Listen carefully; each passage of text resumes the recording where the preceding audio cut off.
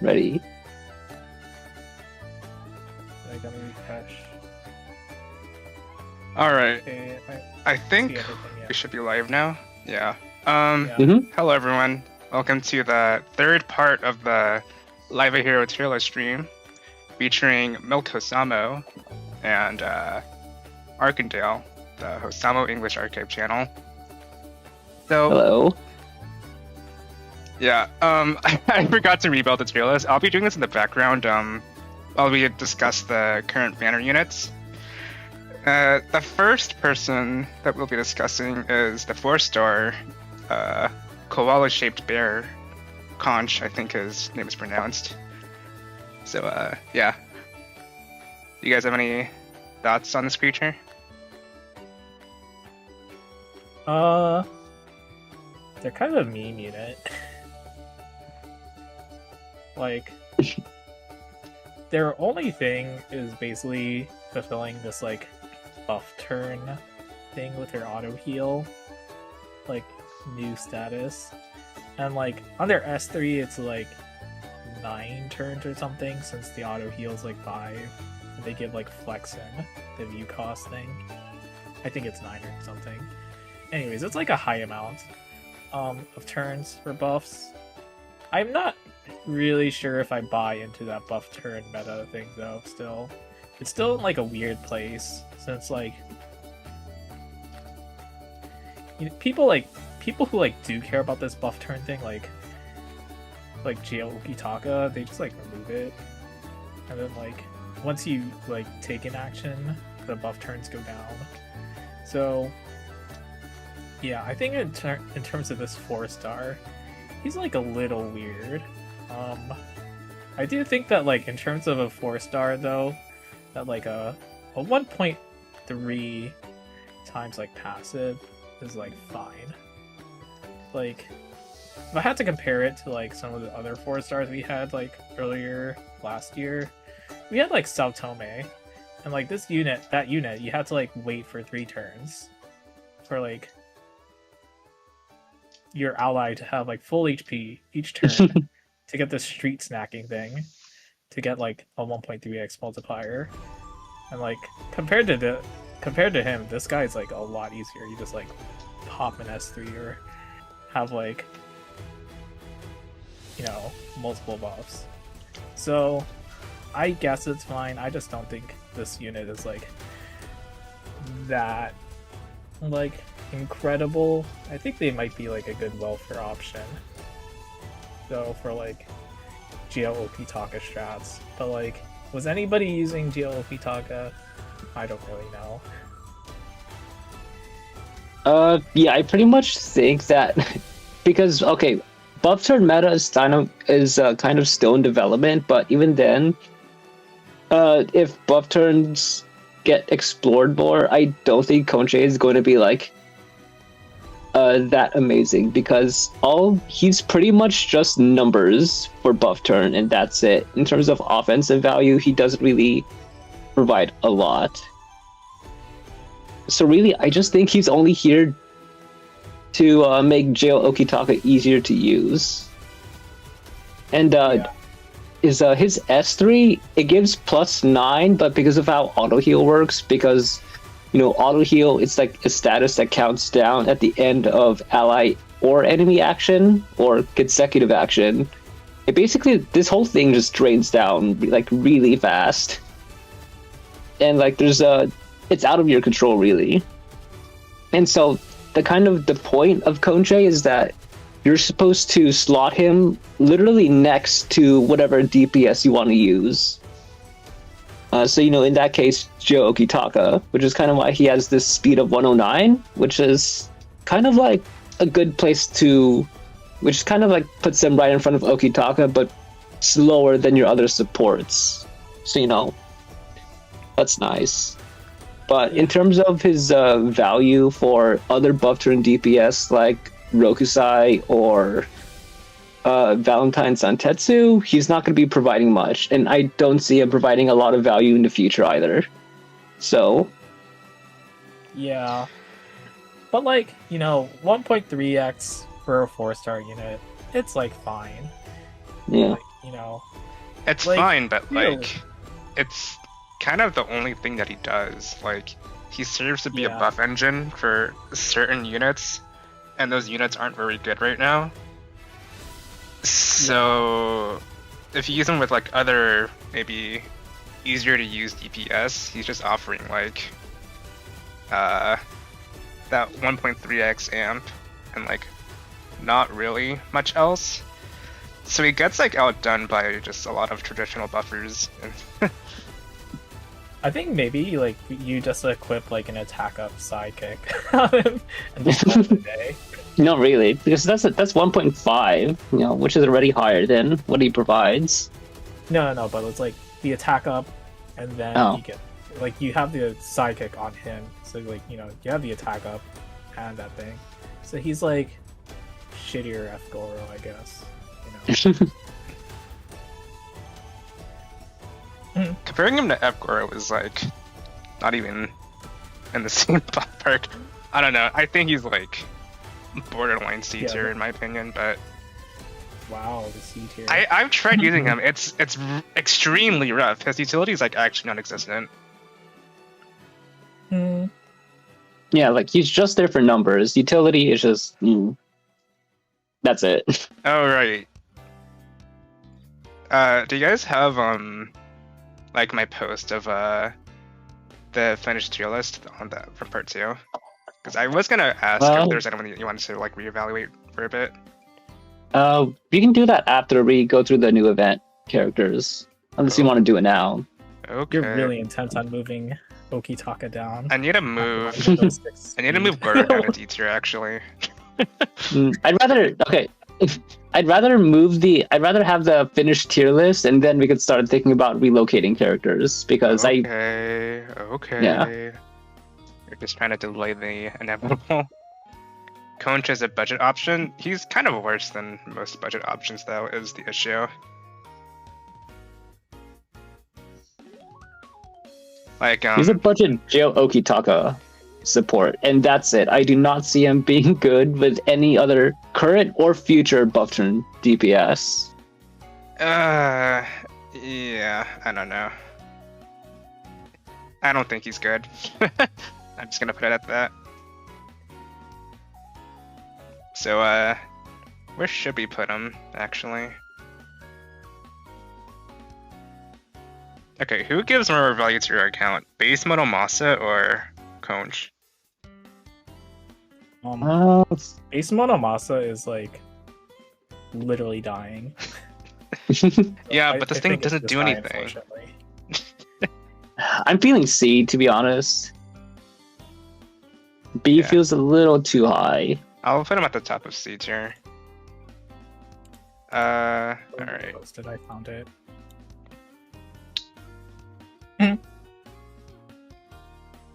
Alright, you guys want to move on to the next banner unit? Yeah, who's it? Mr. Santetsu. Okay, I'll let Arch talk because I don't have him. Um, I haven't played around with him that much, to be honest.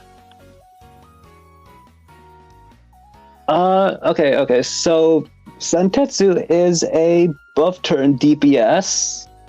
So, you know, like his whole gimmick is that he deals more damage based on the number of buff turns he holds on his person, and then he has all these other effects related to him being buffed. It's kind of like, basically the more you buff him, the more he applies this status called facsimile, where it's kind of like it basically just kind of, what is it, like it triggers this I guess consecutive bua or consecutive follow-up action on his S1 if you somehow manage to get 3 charges of facsimile on all the enemies. And it is considered a consecutive action, which is kind of a new keyword they introduced, which basically means that it doesn't really drain your buffs until I guess it's like it's counted as the, damn, it's hard to explain because like this banner is like introducing all sorts of like new timing conditionals. And so like we're getting into like the real nitty-gritty of this stuff. But basically, all these follow-ups, they kind of work with each other. They don't drain your buffs as fast as you expect them to. And then, his, like, for example, his S2, his S2 is an extended action, which means that, the more times you cast it, it doesn't count, each cast doesn't count as a separate action, so you can keep doing his S2 to rack up his buff turn counts without expending any of the buffs you currently have. But overall, I think Santetsu is just, like, fine. Like, I don't think he's bad or anything, but in terms of, like, the kind of building up the buff turn meta, I don't think he's that very impressive. He's strong and he can deal damage, but I don't think he's very impressive or really pushes anything unique. Really. So I think there was some discussion for him in the Discord server, and someone brought up that like Santetsu was, in their opinion, like good for challenge quests, but like bad for farming. But it's kind of the opposite. He has some decent adjacent damage. It does more than he's Reeve, and because he's element neutral, he's kind of taking like the spot of Jailbreak Okitaka. But he has 2 ticks of damage, one being from his S3 and the other being the mirror follow-up attack. So he's more likely to like sweep quartz quests if you know how to build around him. The issue is that it's not nearly as accessible as Jailbreak Okitaka, since Okitaka can just like take a bunch of trash buffs and work with it, but for Santetsu you do kind of have to amp him because his multipliers aren't as big as Okitaka's. Mm-hmm. The other thing is that I think he's incentivized to be built around this like solo hyper carry playstyle in challenge quests, and it's just really not that great since he doesn't provide any utility to like keep your team alive. So he's gonna be like, he might thrive for a few turns, but if you're not killing anything, eventually your team's gonna run out of steam, which is a big issue that I've tested with him. Also, he drains a fuck ton of you. It's like 16k, or yeah, 16k every turn, which is not ideal.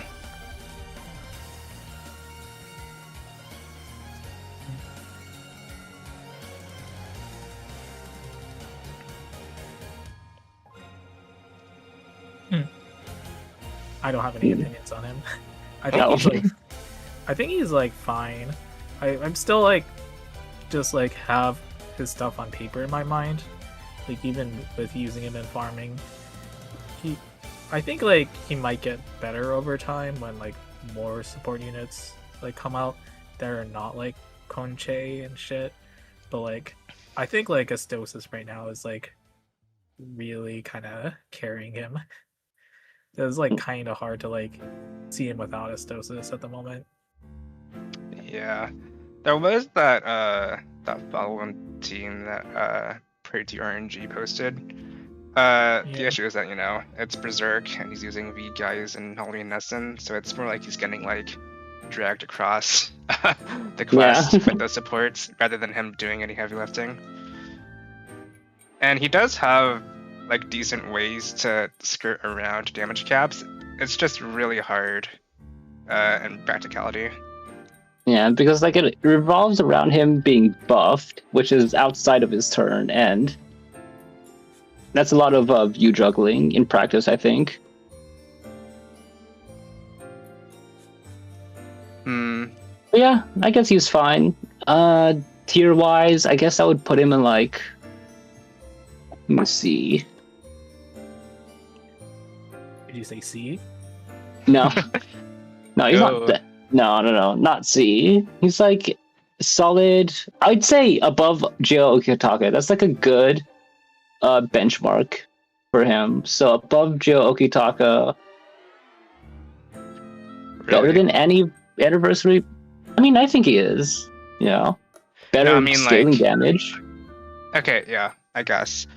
Do you think they're the same tier though? I don't think so. I think Santetsu does do like a lot better than in Challenge Quest than he does. I He's think just he's Yeah. like at least above Cerebi variant. yeah. Yeah, true. I don't know if I'd say S tier, but No, not S tier. I think There- A plus is fine. There is an argument for S tier, but he's like Hmm. Gaisei levels, in my opinion. yeah, I think like Really? low S tier is like probably fine because like he's like pushing extra damage. With Hmm, like yeah. the He's extra, pushing with damage, and he's good in quartz farming. and he has that weird like S2 that is supposedly bugged or maybe not. Who knows? They fixed it, or if they're gonna fix it. That's more of an issue with Atosis than Santetsu, in my opinion. But he's like in that category of like Yeah. characters, and then it's not the case that like Atosis is gonna be the only S2 trigger person in the future, because we technically had Marfic even though nobody used him, so like yeah. Well, yeah. But I feel like, well, we'll get to that with Atosis, but that's a whole different thing. He wants to talk about Atosis so fucking bad, it's crazy. I think everyone wants to, because, like, I Jesus. don't want to. Yeah, I'm kind of dreading the discussion about Atosis. Oh my god.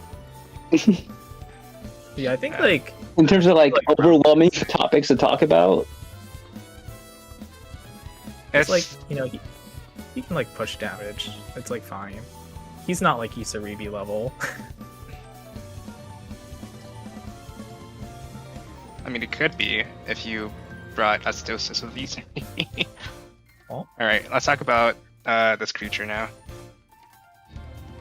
Damn, turned down to 8+. Yeah. So, yeah. So yeah, you can go. Isaribi is one of the supports of all time. he's quite powerful. Atosis. Oh right, Atosis. Well, sorry, I got distracted by Lynn in the chat. sorry, I would be reading chat. I'm just a bit busy with fucking rebuilding the list right now. But yeah, Atosis has a lot of utility in his kit. He has the cutlery amp, where if you like have your team use their S1, their S2, and their S3, they'll get like a 10% damage amp.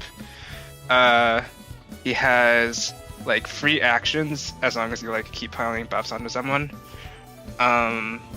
He has the unique ability to like force someone to use their S2 before their turn starts, which is like really fucking strong. And the fact that he does it, or he can do it like twice per turn, means that you get like 2 extra people using their S2s every turn. Oh yeah, and he has also the field effect where he like gives people like more buff count turns. And it also gives them another amp. Oh, okay, yeah, this unit is kind of wild. I can't believe they greenlit this thing. I will say though that he does have some weaknesses, the biggest one being that he is going to be a massive view sink. You have to team build around that if you slot him in. Using his S2 twice, even with MC passive, is like 16k view, and that's not accounting the view cost that you're gonna use on the people that need to use their S2s. So, if you're running someone like Anniversary Barrel, this actually doesn't really matter that much, because he just kind of refunds the view anyways. So yeah, that's another upskill for him. Okay, you guys can talk now. I'm gonna keep building the tier list again. Yeah, I think personally, the thing that makes him insane is actually just guidance. Like everything else, that's pretty good. Like this is literally just the most targeted Ghostwood's Goral power creep ever of all time. Like that's all good, said and good. But I think the one thing that really, really sets him above so many other people is just guidance and how its timing works. Because being able to trigger, forcing someone to trigger their skill 2 on their action is an insanely good timing. Because there's a lot of things in the game that don't trigger if it's off action, you know, just for like balancing purposes. Like there's a lot of things they intended for you to hard cast, and you know, action economy is like a resource in the game, so you know, if you want to spend your action, that's like a choice you have to make. But Atosis just makes it for you. He essentially gives everyone in the cast a free bonus action for skill 2 specifically, but that's still insane because there's a lot of characters that would really like to use skill 2 but just don't have any bonus action on their person, so it's kind of like a dead action in a sense, or just like a really slow turn setup where, you know, oh, maybe they expect you to do skill 2 and then do skill 3 in the next turn. But Atosis can just squeeze all that into one turn, you know, because he grants that unit a bonus action, and so they can both use skill 2 and 3 all in one turn. And that kind of action economy is insane. And I think it's kind of like it's insane to the point where I think this just kind of changes the game forever. Like, this is not going away, and I don't think this is ever going to become like outdated. Like, this Valentine Atosis will always be relevant in some way from now on, and I think that's insane.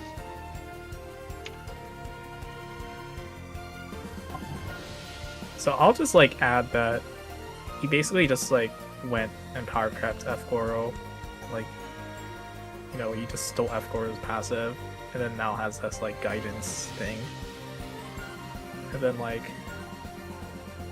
I don't know, like if either of you two said it, and I ignored it, but like, the example of like that skill 2 that Arch was talking about is like Anniversary Pub, where like people kept saying like, oh, this is so good, but then like, you know, they could never use it for the attack up plus thing, and then now you can use it.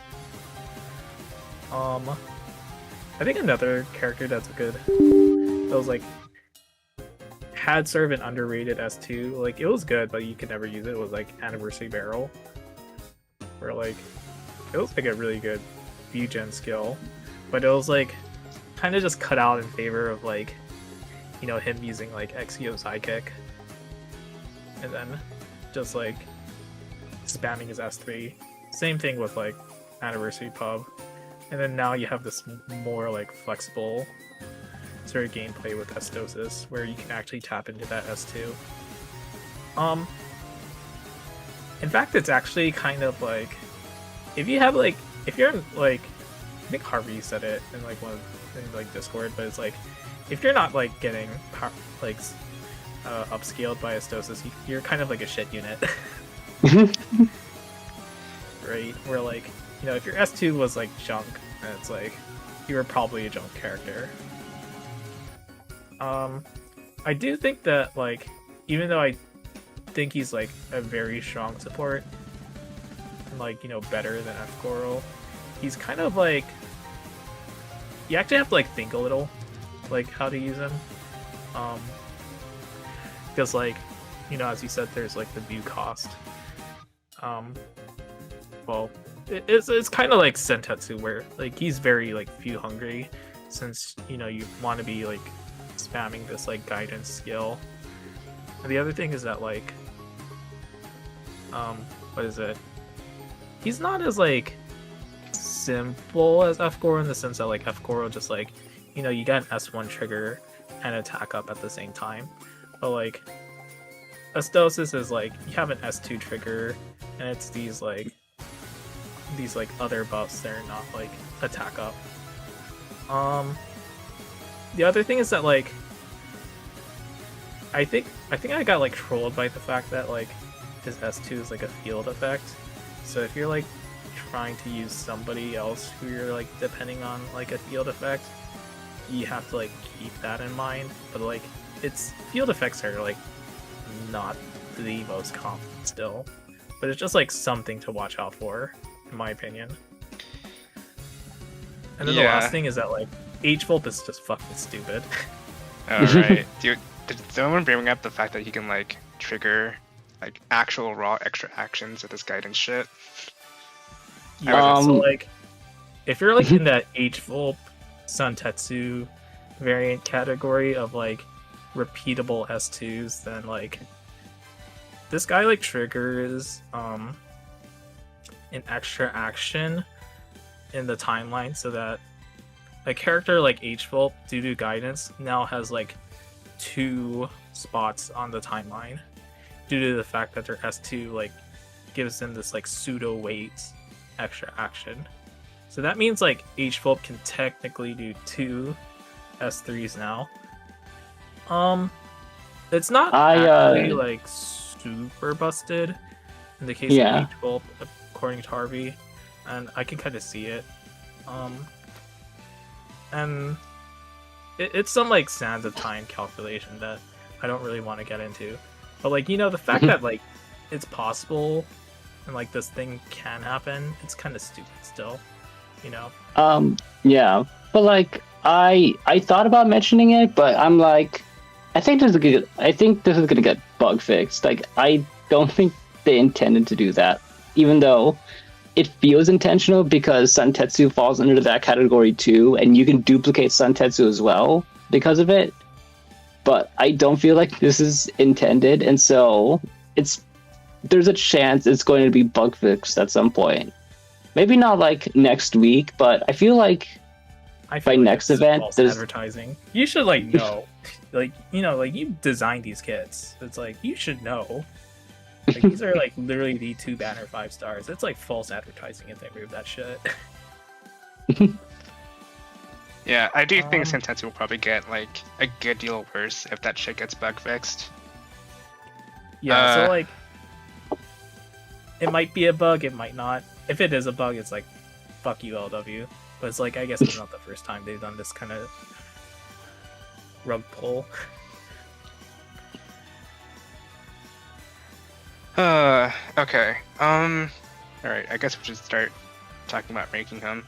So he's obviously like S+ tier, right? But like I guess it's just a matter of like this moment I think he's just S+. Where like... he actually goes in that tier. Oh. Yeah. Because the thing is that Halloween Nessen and like V Gaius, they don't really have that many weaknesses. Atosis, he has like the view gen thing. Yeah, he's very reliant on like other sources of view gen for him because he's very, very much view negative with the skills. Unless you slot him into those view teams where you like run like Summer Koloski or Annie Barrel. Yeah. I have like mixed feelings though, because I feel like this guy will just like be like this elephant in the room whenever a new kit drops. It's like address me, you know? Yeah. It's like, can this guy work with Atosis? Is he like broken? And like, you kind of don't get that feeling with V Gaius in the sense that V Gaius just gives out damage. But then like this guy, you have to like watch out. It's like, is this guy actually gonna get, you know, extremely stupid once this S2 pops? Yeah, I think him and V Gaius are just like different in the sense that V Gaius just pumps out view and like damage amps. Atosis, you don't really care about the actual damage, you just care about the like his insane ability to like enable other people by like forcing their SC out of them. So it's kind of hard to like give that like to put a number on how valuable that is. I think he's stronger than V Gaius right now, just because of how impactful he is really with the roster. While V Gaius is like a little dependent on Ungens to fuel his like sword dance shit. I think Atosis just has like way more potential right now. V Gaius is kind of like he's doing his thing, and I feel like we've seen what he does, but like I don't think he can scale further than that. Like we already know what he does, but you know that's just about it. But Atosis is just kind of this free ball band-aid to past and future. And you know, because of that sense, as I mentioned before, I don't think he's going to die out anytime soon, if ever. And I feel like in that sense, he's similar to Chris's Monomasa, where he's just gonna be like a thing that you will always think of. Yeah. All right, but here's the real question: do you think he's better than Chris's Monomasa?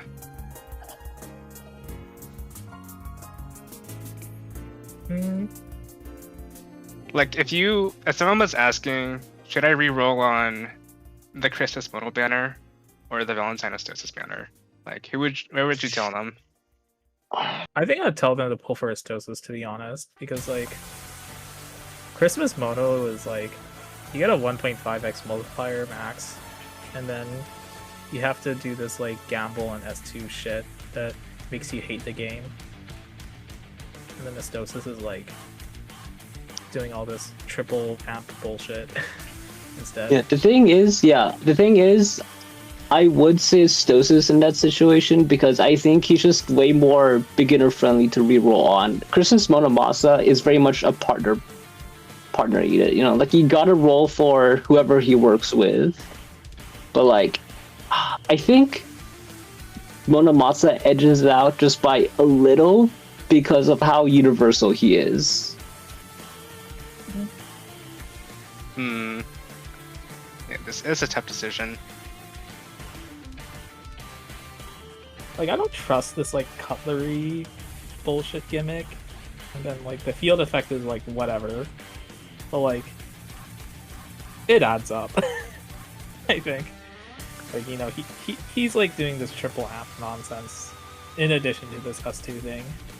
Yeah. And then like X Mono is like, I will use S2 and hope and pray that Yeah. procs aim. But it's like you're not using Xmono for his S2. You're bringing him because of his free damage amp and how universal it is with basically the entire system of the game because of how multi-hits work. Yeah, but like you're also bringing Atosis for free damage amp. I don't know. Should we let chat vote on it? Rancid fork. Yeah, that was a very funny read at the time when Daily Minds came out. It's still funny, I do. This is fucking cutlery ass set. The spoon buff, the fork buff. Okay, dude. Okay. I'm just gonna leave Atosis like right below Monomasa for now. I think it's like very close either way. They might actually just like be in equal value with each other, which is weird. And like you can use them together, and it's like really strong too.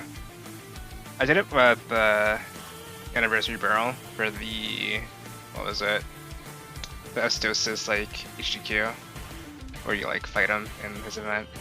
Yeah, you can like one turn shit with this, but you do have to care about like your view for a bit. And guess who's also view positive? V Gaius. Ooh. These healers are never freaking dying. Yeah, literally eternal. All right. I think I got most of everyone. Hopefully, on its realist. All right. Is there anyone you guys want to reevaluate? Should we talk it down? Oh yeah. He was already at the bottom of A tier. We'll remove him. God damn it. Yeah, I was talking with DCU last night about like Okitaka being power crouched by Santetsu. It's hard. Dude, he has a base speed of 106. Do you like get how bad that is? He can't outspeed Go Mesa in the Quartz quest unless you give him a 5-speed stat stick. It was so funny in like the demo gacha for like Kunch, where they're like, let's use like South Tome and base Yohack and Kunch with Geo Okitaka, and then like you have like Yohack cast his S3 on Geo Okitaka, and then you just see Okitaka like yeet all that shit. Dude, it like, hurts get the fuck away. so bad. It hurts so bad seeing Yohack use his S3, and then he just doesn't do anything with it. And then, like, I don't think, and even if you reach 10 buff turns, Okitaka was, like, doing, like, 30% damage on those enemies or something, or, like, 30% of their health. Like, he was not killing them in 2 turns or something, in 2 hits. And so you're just sitting there for 5 turns or something with this unit. Like, why am I here? I'm reading the chat, but, like, I'm not actually dissing Saotome in this case, even though there was this, like, weird-ass street stacking gimmick that I think they're trying to do with Geo Okitaka, is that I think Saotome only exists in that demo to remove Yohack's like lock status. Yeah, so that was Yohack can do his, like, that was the S3. intention, yeah. But it's like so fucking dumb because like Yohack does his S3 and you have like these really strong ass buffs that like literally anybody will want. And then Okitaka just like throws it away. It's like, oh my god, dude. It's like that's a 1.8x 8x attack buff. He just threw all that shit away. Alright. I still wanna move Goro down to D tier. No. Dude, I don't know. He's low-key as Being good next as... to Tur- He's being low-key... next to Turback is like a crime. He's low-key as good as Turback right now. There's no way. Like beyond just The damage beyond just redirection that. is like as good as fucking Narihito S3 in terms of like team value. I don't know.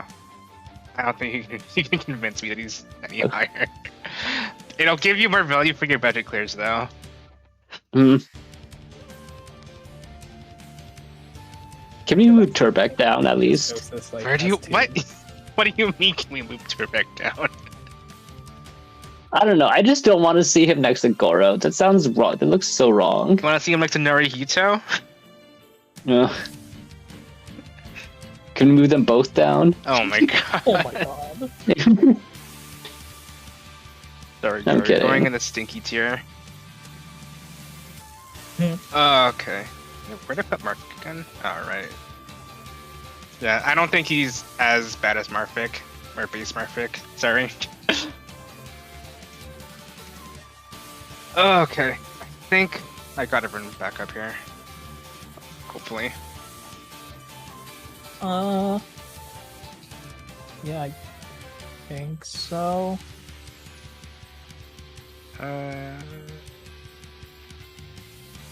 Looks about right. Yeah. Okay. Where'd we leave off at? Right, we Actually, do you want to discuss Summer Barrel? Oh, right, you got his bug fix.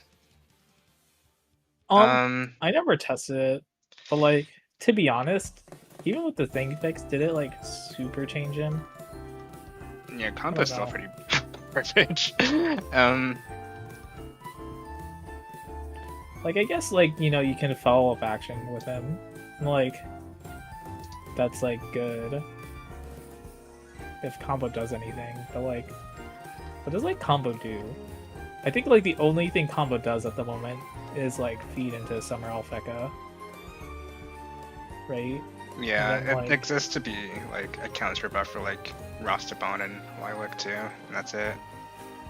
There's no like exponential scaling you can do with it. It's just like a counter that's attached to certain units.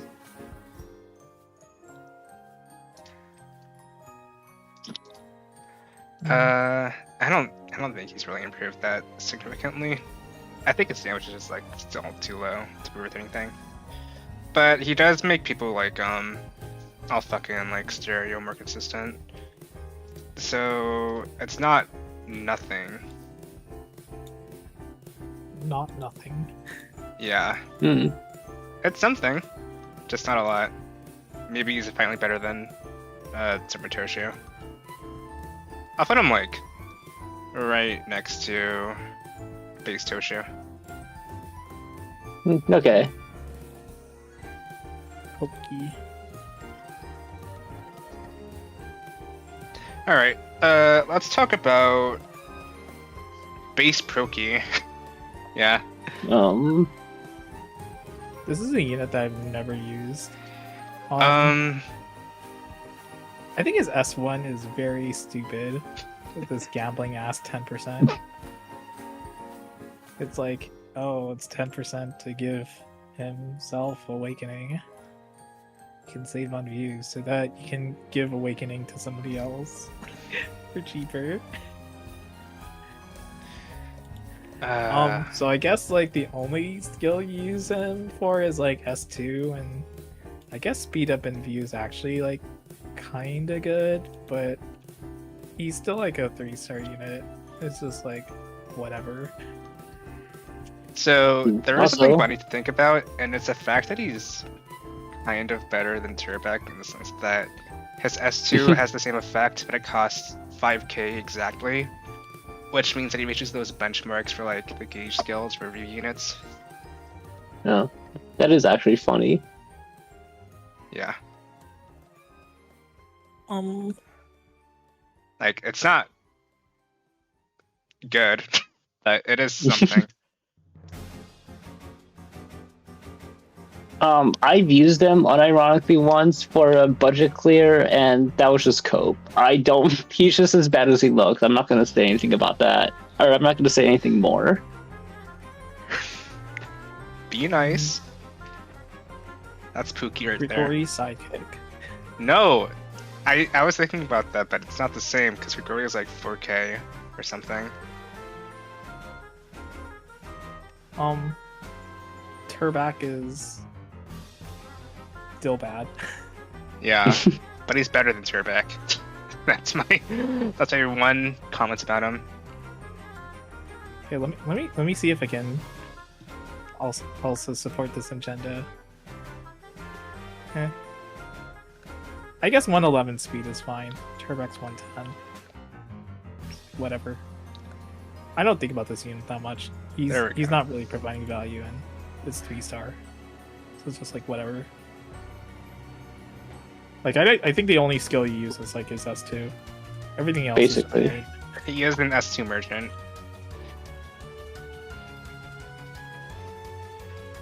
Okay, let's talk about his variant now. Swift Knuckle Proki.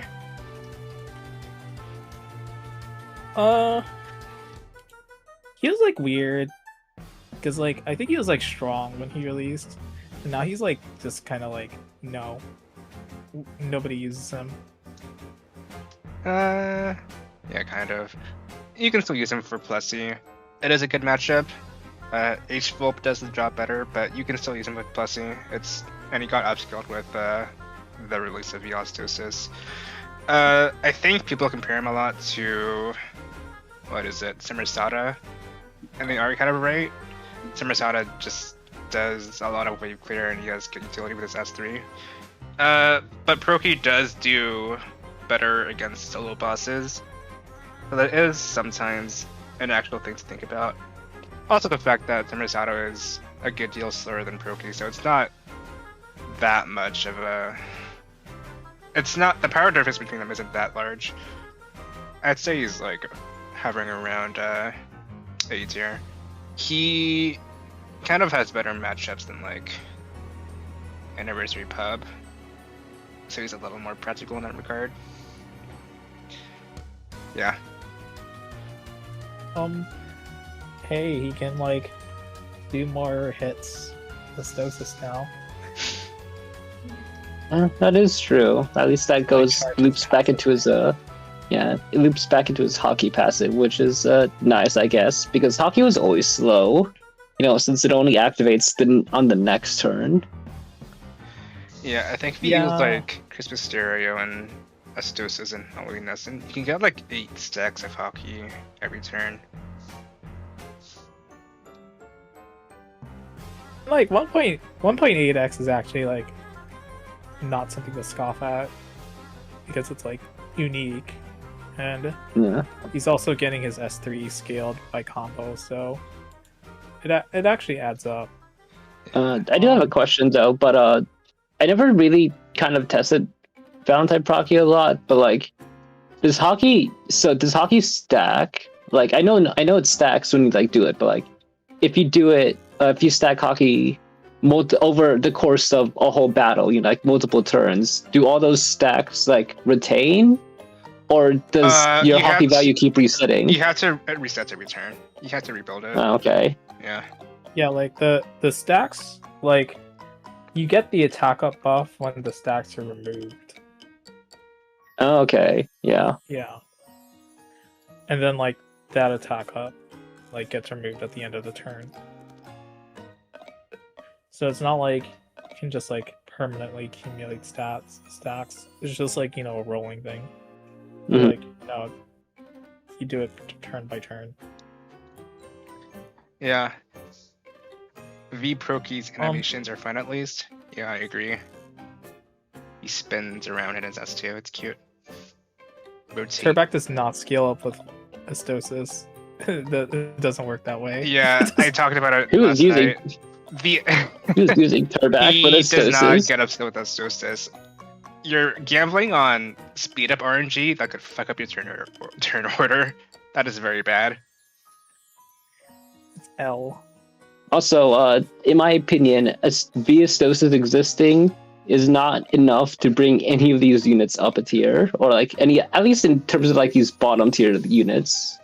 I don't think he's gonna upscale them that much, if ever, or if at all. So All right. Are we fine with? Proki get placed? Are we fine with A tier? Yeah. Proki. Okay. Yeah. It's better. Is he better than base Sir? No, I don't think so. I'm just gonna put him between him and Anniversary Bub. Okay. Alright. Who's next? Ooh, Base Mesa. Oh, this unit's weird. They're always like recommended for like the ticket selector. I'm always like, I guess, you know, it's like I don't really think like any of this is impressive, to be honest. Though it's just like you use him for like his S2 view gen thing. You don't really need healers in this game. How crazy the meta is. But I guess for a new person, they can like, you know, do shit. Yeah, that's pretty much the only reason why I kind of default to Gomesa whenever people ask about like what to claim with their tickets. It's because it's like, yeah, he's usable, but pre-skill tree. It's not like he's as bad as Marvick or Koki or Polaris or Shoin. You know, like he's actually okay before you get all that, before you build up his skill tree stuff. Like, I guess like his S2 is like good because you Yeah, get like a max engrave and put MC sidekick or some shit. Then you can like pop it off for free. But it's yeah, like, but it's fine. It's like Sunlight is 20% amp. It's like small. Doesn't it also give a Yes. heal? yeah, it's a heal. Yeah. Yeah. No, that's actually pretty stacked for a cheap S2. So Yeah, I can it's see why stacked. people recommend him. It's It's very just that I easy feel to like his use. thing is like he's just kind of like a sidekick. Like, okay, I'm gonna gen view, get this 1.2x for one action. Yeah. Like, yeah, sure. Chat saying he has 4 years. Yeah, I forgot about that. What if they're fake? So I've heard. I don't know where to rank him. I think he's definitely better than Chris's Milk Dye, but not by a lot, actually. Really? Chris's No. milk dye- I Chris's Milk Dye is still usable in farming. yeah, I wouldn't put him above, to be honest. Really, I don't know. He's a lot better. Gamesa, He's better than HQ. Gamesa's way more I don't know. Gebisa is way more healing oriented, and Christmas Mokta is just like slightly more offensive oriented. So Okay, that's but kind of why. guess who needs a lot of healing? His name is Denabora. That's your fave. That's your Pookie. Yeah. What do you say? What do you say about that, huh? I would rather use a single target healer. You're gross. All right, what do you think about? Huh? I'm biased to Moktai solos. Okay, I'll put him below Moktai. I don't agree with that, but it's 2 against 1, so. Alright, let's talk about his variant now. Trash. This game gave it to me in grab bag. It's trash. Yeah. It's not good. It's just straight up not a good unit. It's literally so shit. Like, his whole thing feels like I would rather use like base Borealis, Grease Evo, than like do this like tank thing with this 1-turn shield that I can only use like every 3 turns. I'm like, I literally forgot about that actually. Oh, It was God. I think it would be cool if I could like remove this debuff with like you know how Yohack locks his skill 3, but no, this thing is not a debuff. It's just literally this other unstackable thing. So you're just like fucked. And then it's like this unit doesn't attack either, which is like very cool.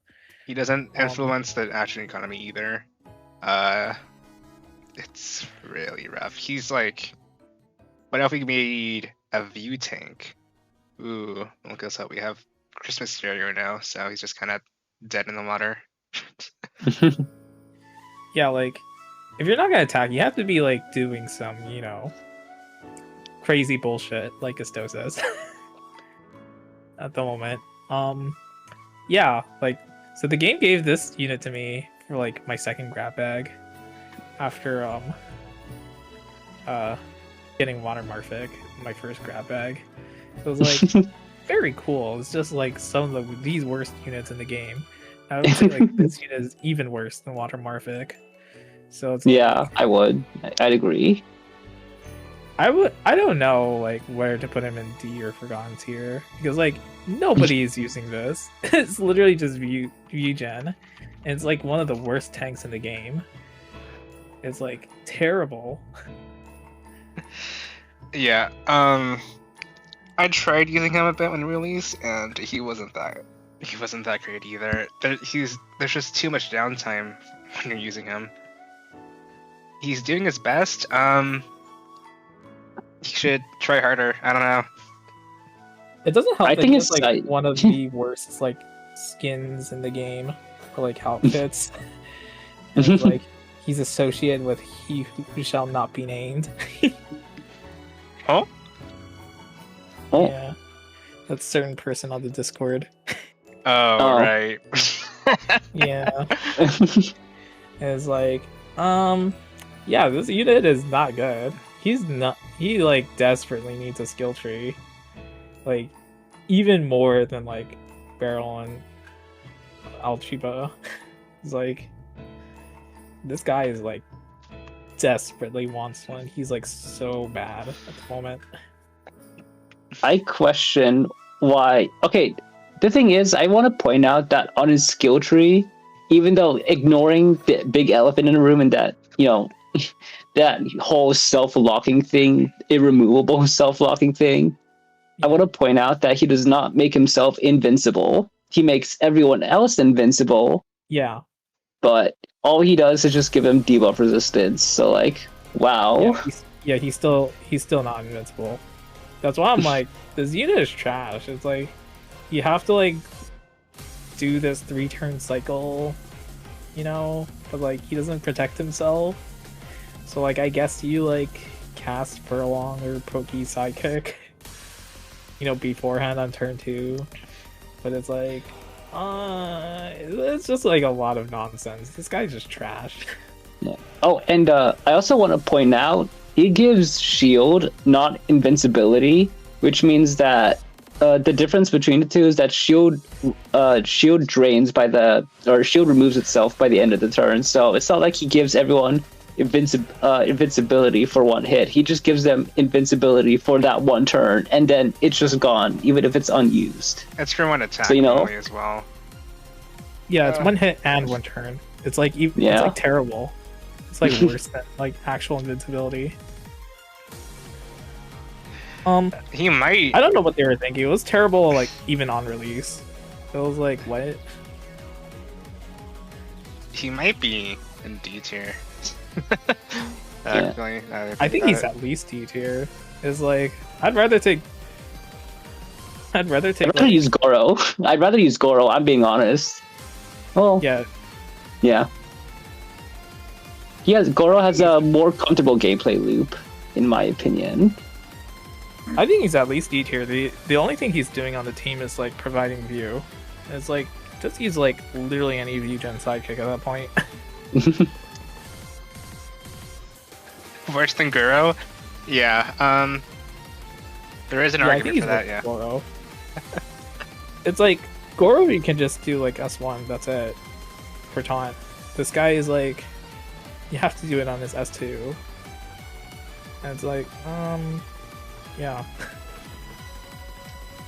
Like nobody was using this unit, even on release. It was like, you just used like base Andrew instead at the time. And I still have never ever seen this unit now, or like, no, I've never seen anyone try to take advantage of his, like, view gen on hit kind of deal, because you only get the view gen on his turn, and he has 109 speed, so he's probably not going to be like outspeeding your other supports. Yeah. We have fucking V Gaius and Atosis running around with like 116 speed on average. So you need to give this thing like Reiki passive just to keep up. Yeah.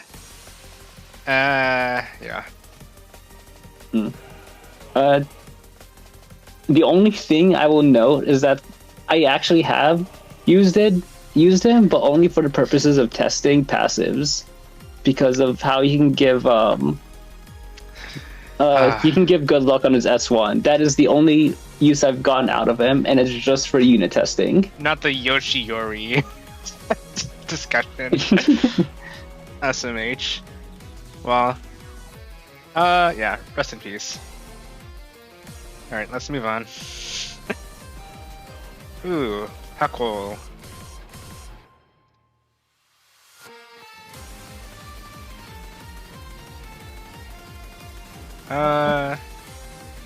He's good. He's pretty neat, yeah.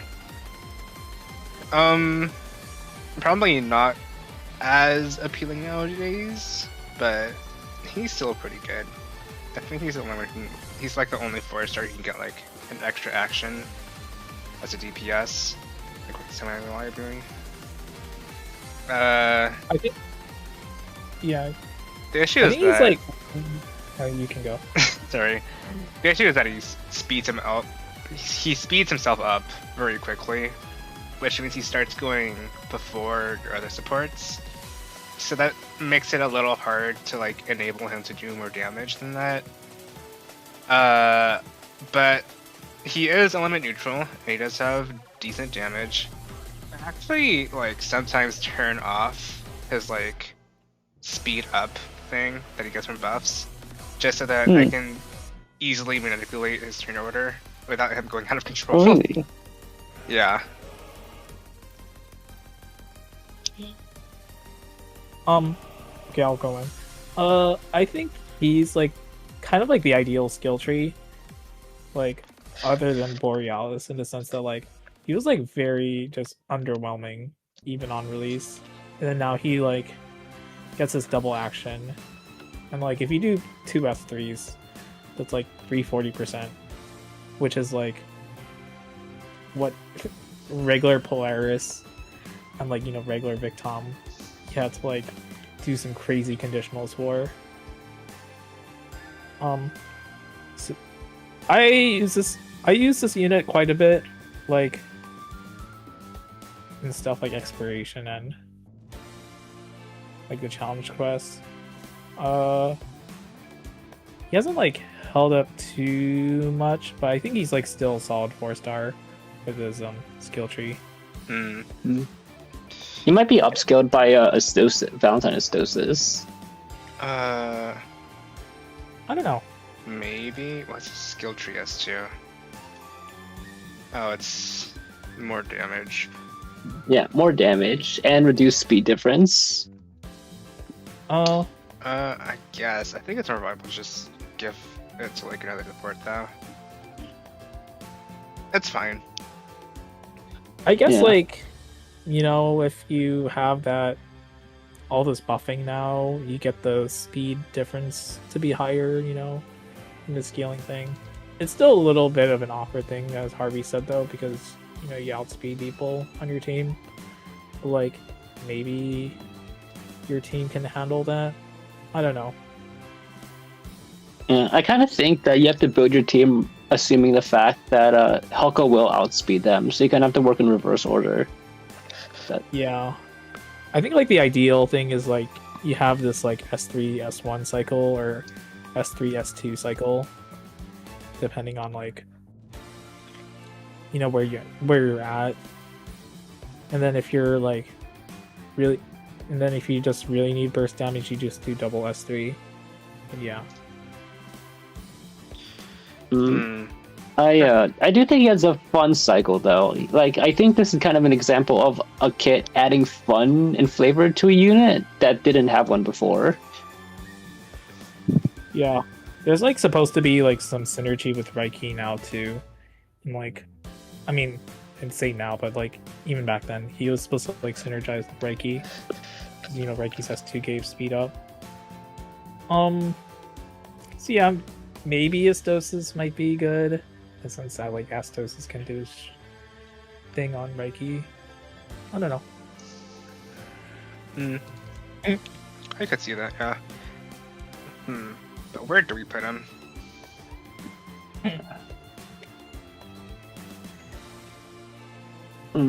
To me, one negative though is I do think it is slow.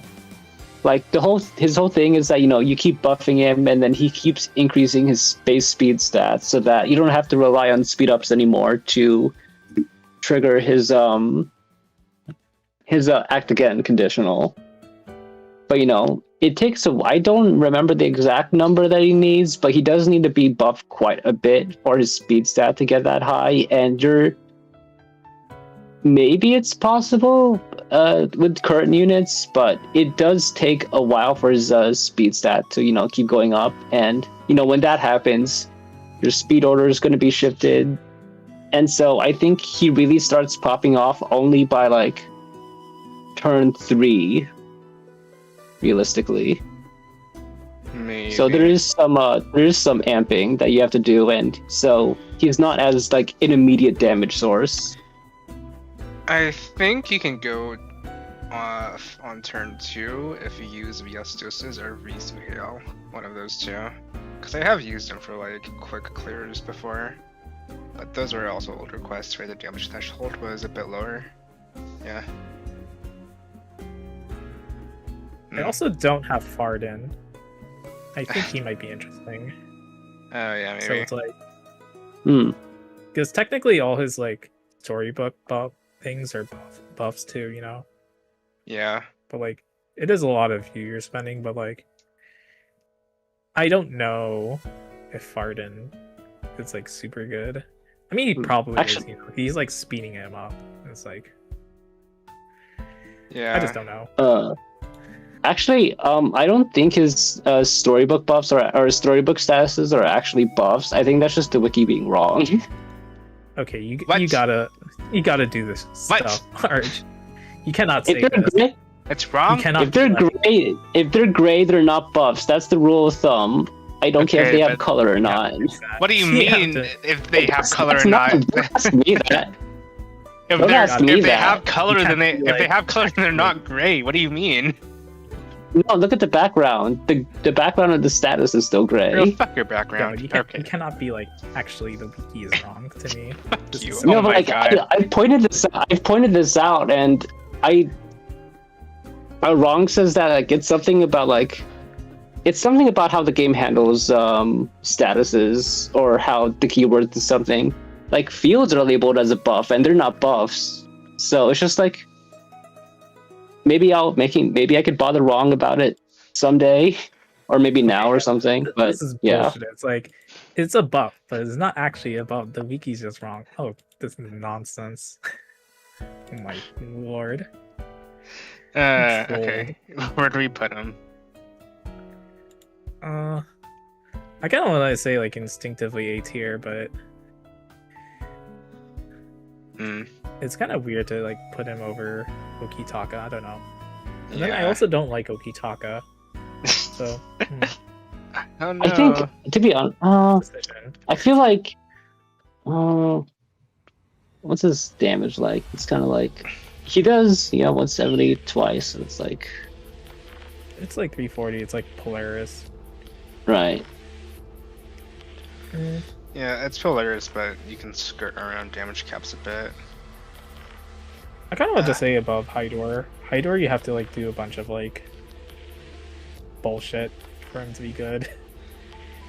And I think you can probably do that bullshit easier with Huckle.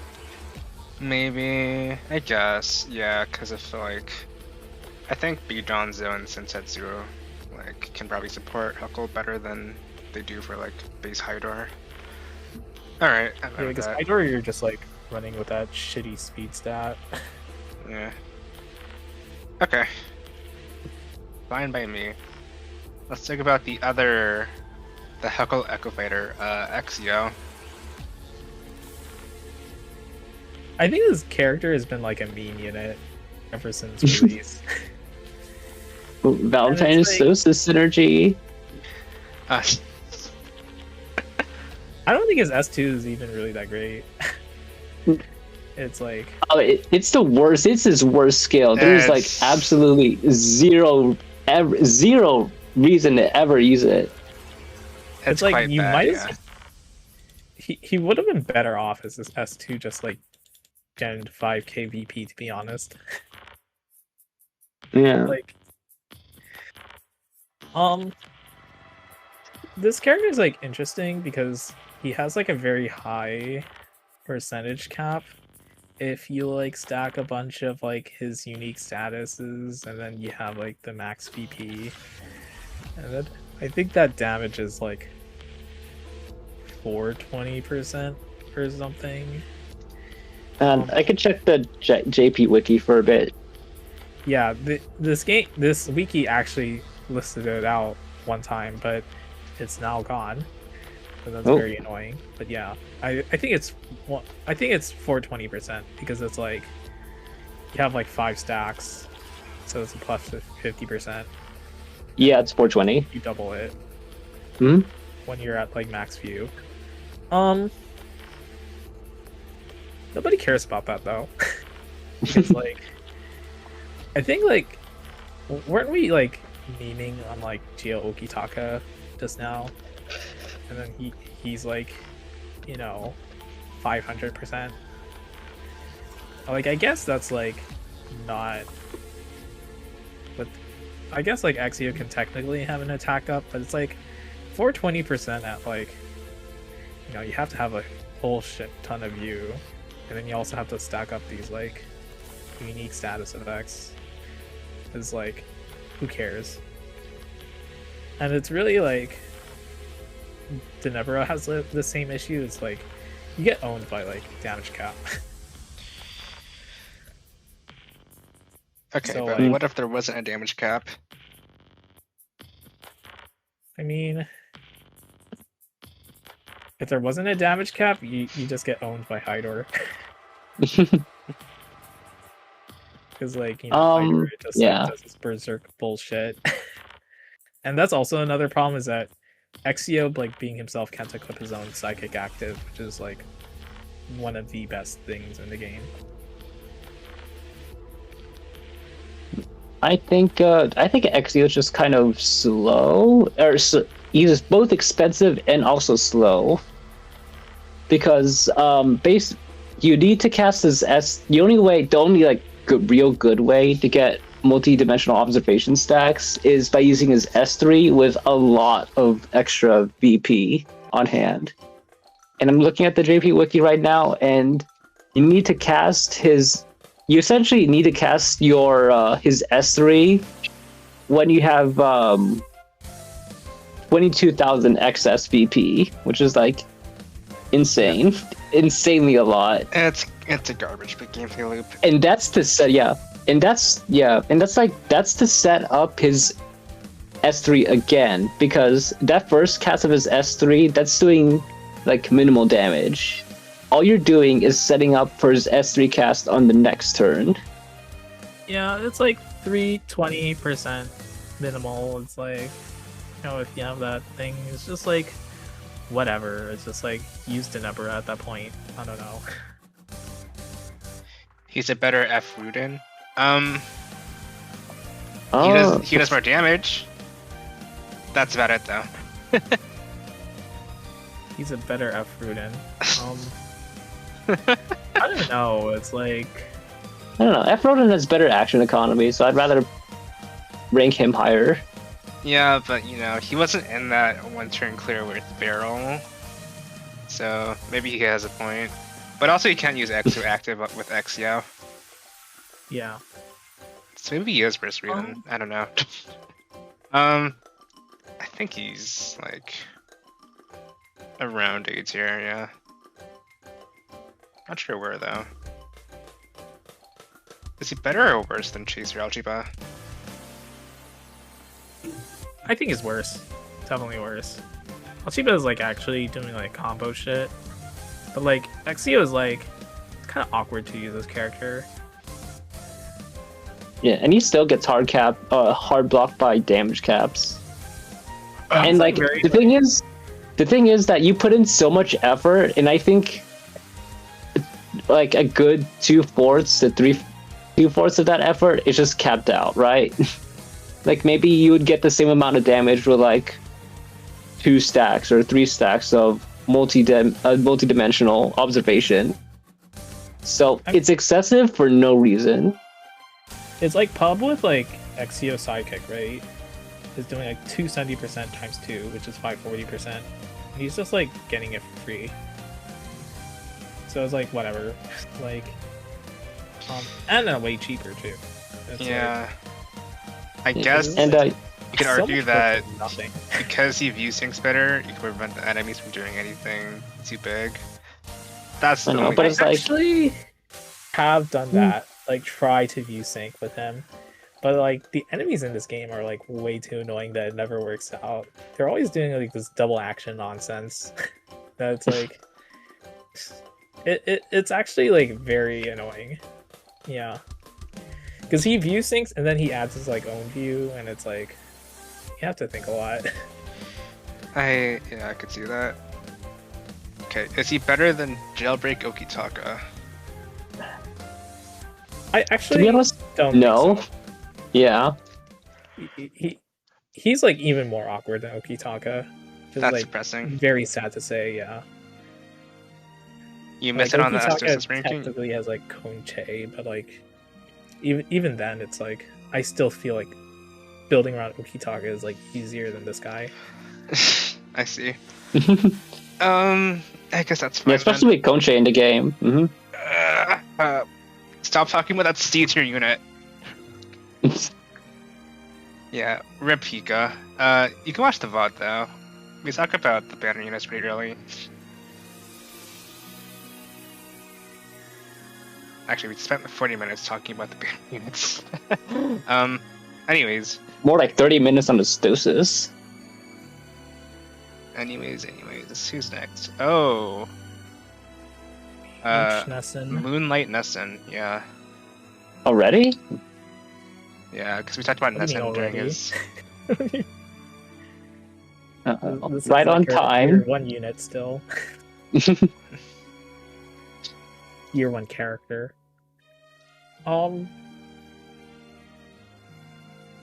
Nessen's annoying because he's like He never should been power crept. he should have been power crept by now, but he still pops up in like teams where you don't want him to pop up in. He's just a little too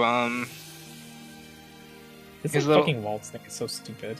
yeah, he's just like omega convenient to use. You can use him for farming. He just generates a shit ton of view. He has healing in his kit. He has more regen in his S2. His S, he forces like 2 S1s every turn. Yeah. Disgusting unit. He's way too easy to use, which is why he's never been power grabbed because of how simply like good his value is. Yeah. I think he does bring up a good point where he's not as great. He's not as insane as like all the others. Like he pumps out a lot of overall very, very, very good utility, but he doesn't do like a lot of amping natively. Like Waltz is only like a 20% attack buff, and that's it. That's a good point, but also 2 S1s every turn with AoE healing and being view positive or at least view neutral is going to be pretty good. Yeah, Like, no it's matter what. good. Yeah, it's good, but it's like it's not. I feel like if you're thinking about in the game in terms of like, oh, how can I turn 1 or turn 2 clear? He kind of fell off in that regard. There's like just everyone else is just way crazier. I don't know. Above him. I could use But him for, for like- I don't think so. I feel like this is like some bullshit from Arch right now because he has Really? H Nessen. Because like I don't have H Nessen, and then like I have Summer Sada, and like Summer Sada is just like sitting there, like, and I'm thinking No, about like I'm seeing all these fucking H Nessen videos, and I'm like, this sucks. And then, No, like H Nessen is very comfortable.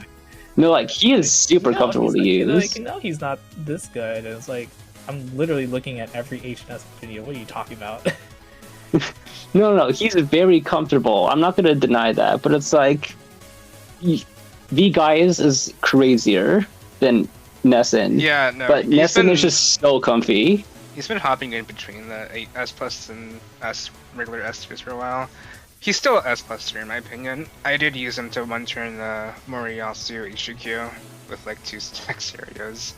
So I think that alone just makes him just deserves to have a spot there.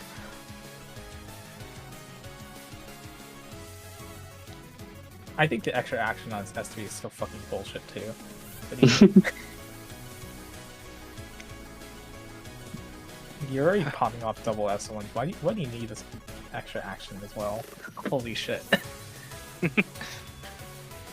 Was this the start of like supports getting unnecessary extra actions and then just getting all this insane action economy? I feel like he was like the start of that. Yeah, if you don't count Rikyo Ichi as support, because his role is special. Ooh, he could be anything. It's that Mentaiko bullshit. I think you're right. To be honest, I think he's probably like the worst. I guess maybe if he counted like Tabit, like it's not really the same. No, it's not. Yeah, Because like Tab, he has a stricter conditional. Like you have to kill someone with that. yeah. Well, When this Nessen has a acts, first one, too. This someone one's, else also like, acts with them. easier. That's the thing. Yeah. You can use him when Atosis together, so you have 2 S2s and 2 S1s going off every turn. I have done that. It's very stupid. Alright. Fuck Ooh. this shimmy ass character. Base Hisaki, Pioneer XP. It was like kind of nice very early on. for like, like 3 months after he released. But like, I feel like the only thing you used him for was like his S2. And then like, yeah, the fact that he's like a welfare unit, so his like B stat was high. Not a good unit though, especially now. Yeah, he's a little washed. 104 speed. 104 speed, Oh. 1 defense up.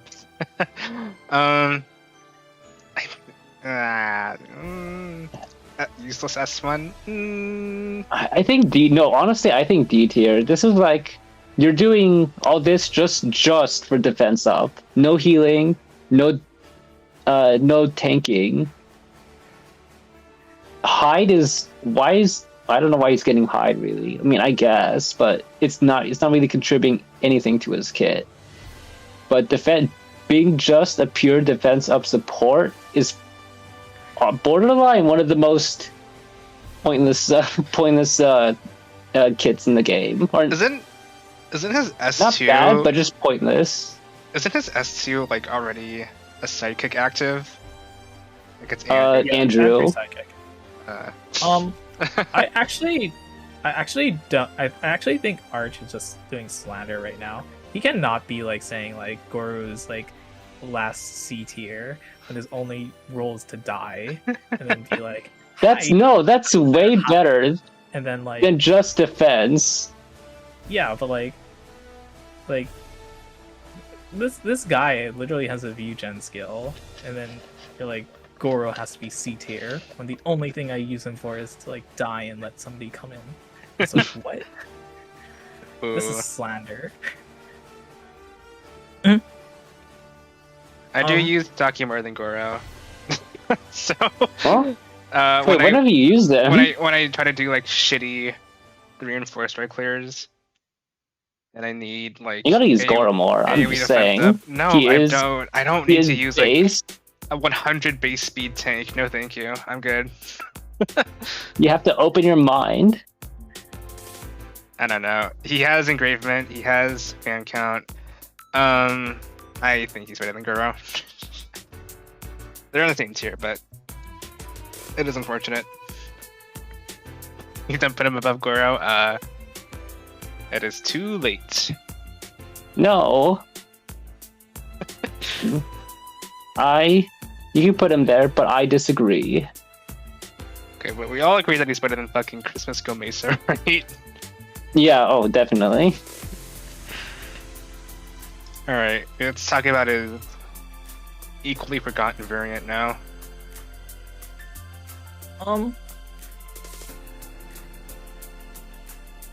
This character is like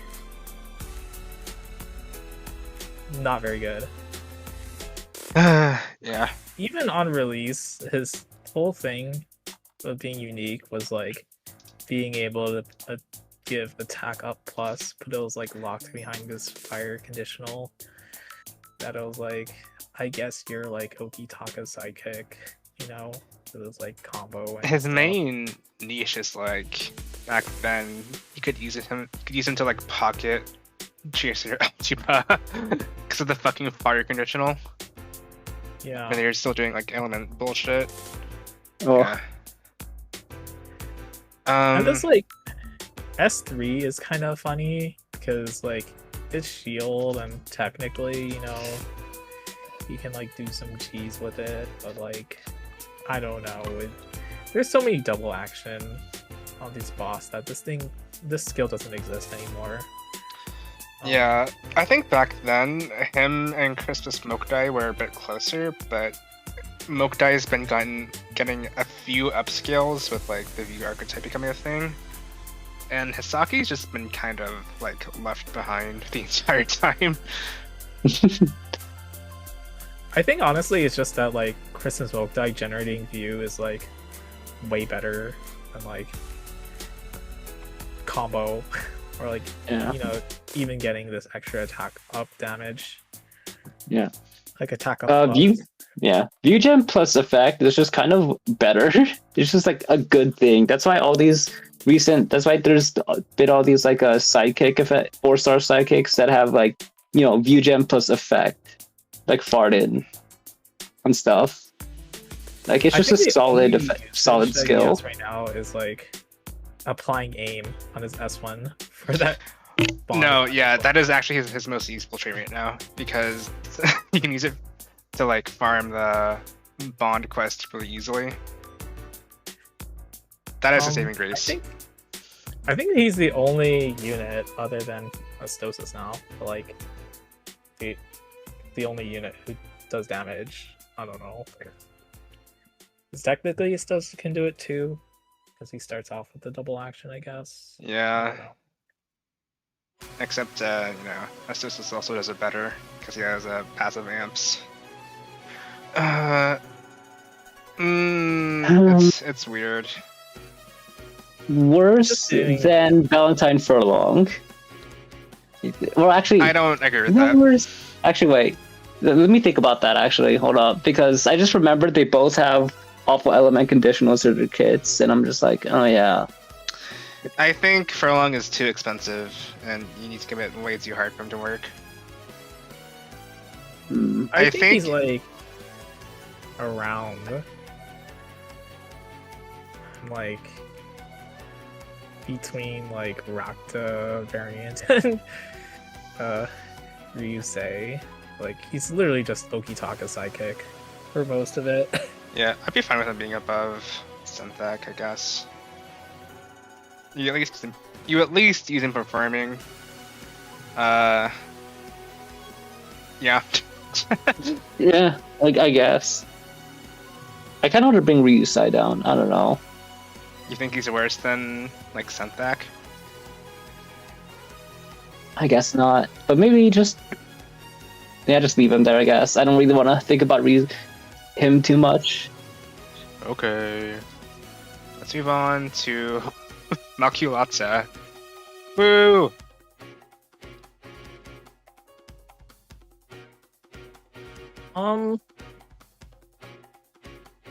God, even her high So rarity like art each Loki was sucks. released and like people were like, talking about every speed unit except this character. I'm pretty sure. 'Cause she's still like whatever. She's actually kind of interesting in the sense that her first two skills are both like 0 VP cost, but like it's just whatever. Still, it's like who cares? I can fit her entire kit in the little the screen cap for my stream, which is fun. Yeah. Yeah. She kind of sucks. And by 10, I mean she sucks a lot. 11K. Yeah. She has the AoE speed up thing, like base Reiki, but not the action economy, nor the amp. She does no damage. Everything in her kit's like replaceable. It's kind of sad, actually. Yeah. I think it's also sad because Arch said once that like she's actually like a cool character in events, like story wise. So this kid is like very not really doing anything. I've actually used her also, and really like the only thing her S3 is there is for is like, I don't know, you fucked up your view syncing before the boss fights. Like axe. Like that's literally the only thing you use her S3. I wouldn't even say niche, it's just shit. Yeah. It's how low are we willing to go? That's what I wonder. She might be worse than Rakta. She might Shouldn't be like actual contender for bottom tier. Like, is it that bad? It's like she's a speed unit, so she can't be that bad because of Volp's existence. At the same time, though, no one talked about her when the discussion of Volp came up. It was like fucking Espiritica and Kalaski. I think she's better than base Algebra, but like worse than Isurimi. Watch Archer like sync this character down, but then like blaze base Kalaski. his like S3 or some shit. Like, ooh, speed control.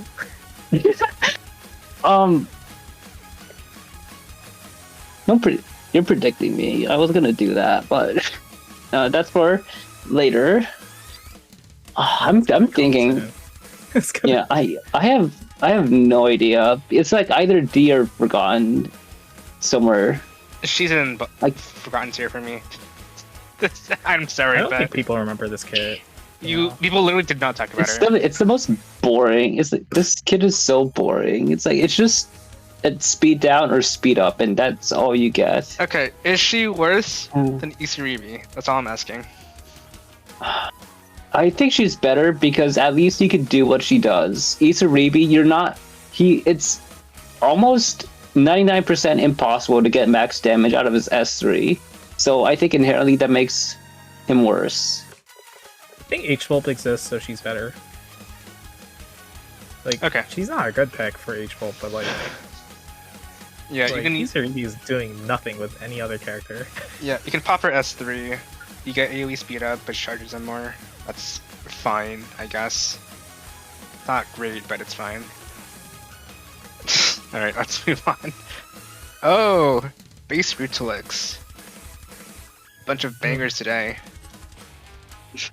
So you have to get out of year one. So this is just light Nessen, right? Like, we're in agreement that this is just fucking light Nessen. Yeah, just drop him right next to like him and Christmas Naruhito. I will say that he was like very good for me early on, like in the early years, because his S3 is like rather cheap. I think like Nessen you actually have to like spend quite a bit in comparison, and like Nessen's water and Rudolix's ether. People don't use this unit. Yeah. No. Was this our first Nessen sequel? I think so. Was he in 2021? Because Naruhito was Christmas 2021. Yeah, he was better back then. He's not good now though. Yeah. I also kind of think like Kyoichi was kind of like, you pop this S3 and it's like still this big nuke, but yeah, it didn't have an amp, so he's very close to Nessen. Yeah. Maybe a bit better than them because he's element neutral, so he's a bit more flexible in that regard. But yeah, his kid isn't that bad. He's just old and power crept, so maybe obsolete. He's definitely obsolete. He's only brought up in Hero Court because we have like these people who have been here since the first year, and they're like, "Oh, look at his attack stat. It's so big," or some stupid shit. Yeah. Okay. Who's next? Oh, right. We should do a pet stop at some point. Anyone you guys want to talk about? Or should we just keep going? You can keep going. Yeah. Okay. All right, chat. If you're not aware, we occasionally do pit stops, like in case there's someone that we want to talk about really badly, or if maybe chat wants to bring someone up that we can talk about. Should we talk about Sotomi? Just to put Fiery out of his misery? No. We need it so we can keep engagement throughout all these streams. Hey. Okay. I'm not gonna say anything so I can say Blame March. Okay. Blame March. Let's keep going. Let's talk about Alca. I kind of hate seeing this character show up on my polls, to be honest. He always like looks at me smugly as this off-banner unit. But he's actually like was like kind of solid to have as like early on, just due to like his like 3-turn taunt on this S2. And his like skills are kind of like at these different view costs. They're like kind of good for like a tank, in my opinion. It's like a budget option, but like in today's meta, he's like useless. Yeah, Mhm. he's better than base Goro. His taunt lasts longer. He's easy to use. He's a little faster, I think, too. Like 104 speed. I think the most recent thing I've used him for was like the Reaper, just because of his like Fire Element and 3-turn taunt. And then like, you know, I held on to him and he can like spam some sidekick active, but like, you know, he's just phased out now because everybody's too cracked with damage. I don't need a tank. I do think it's a shame his S3 is like 10k because it would be fun. It would be like a solid piece to a 4-star tank, but that's just a bit too expensive for my taste. I actually use this 10k just for like view syncing, so it's like fine, whatever to me. Like, if I needed like a cheap skill, I just reuse his S2 because you know his defense up is probably gone by then. If I needed to view sync, I just spend his S3. It's whatever.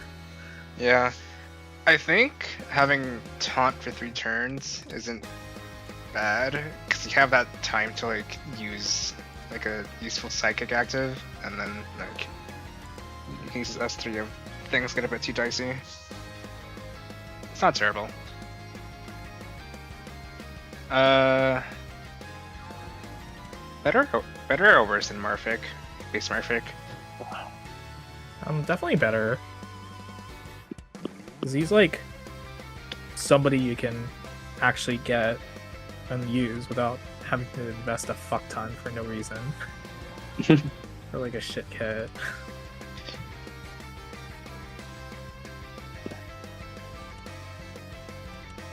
Alright. I'll put him above Marfic then.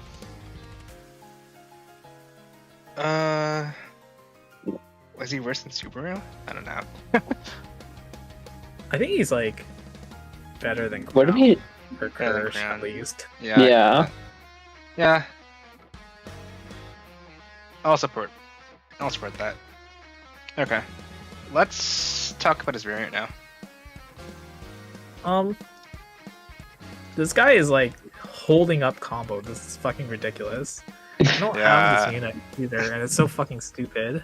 Because it's like, you literally need this character if you want to run combo.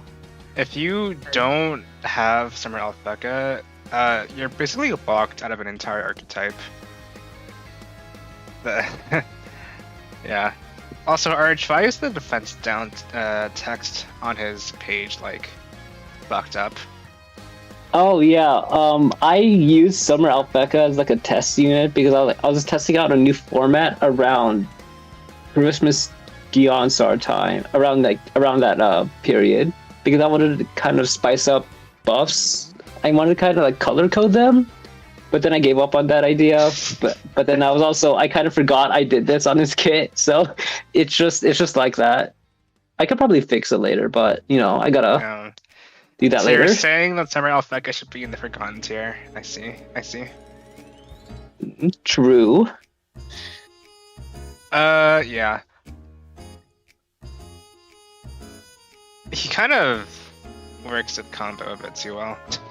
he's been in like he's been a tier 0 DPS for like I don't know since his release, and then he took a slight dip because he didn't have any supports to upscale him that hard, and the content was like not really favoring him that much, and he shot straight back up to S+ tier after Christmas Stereo released.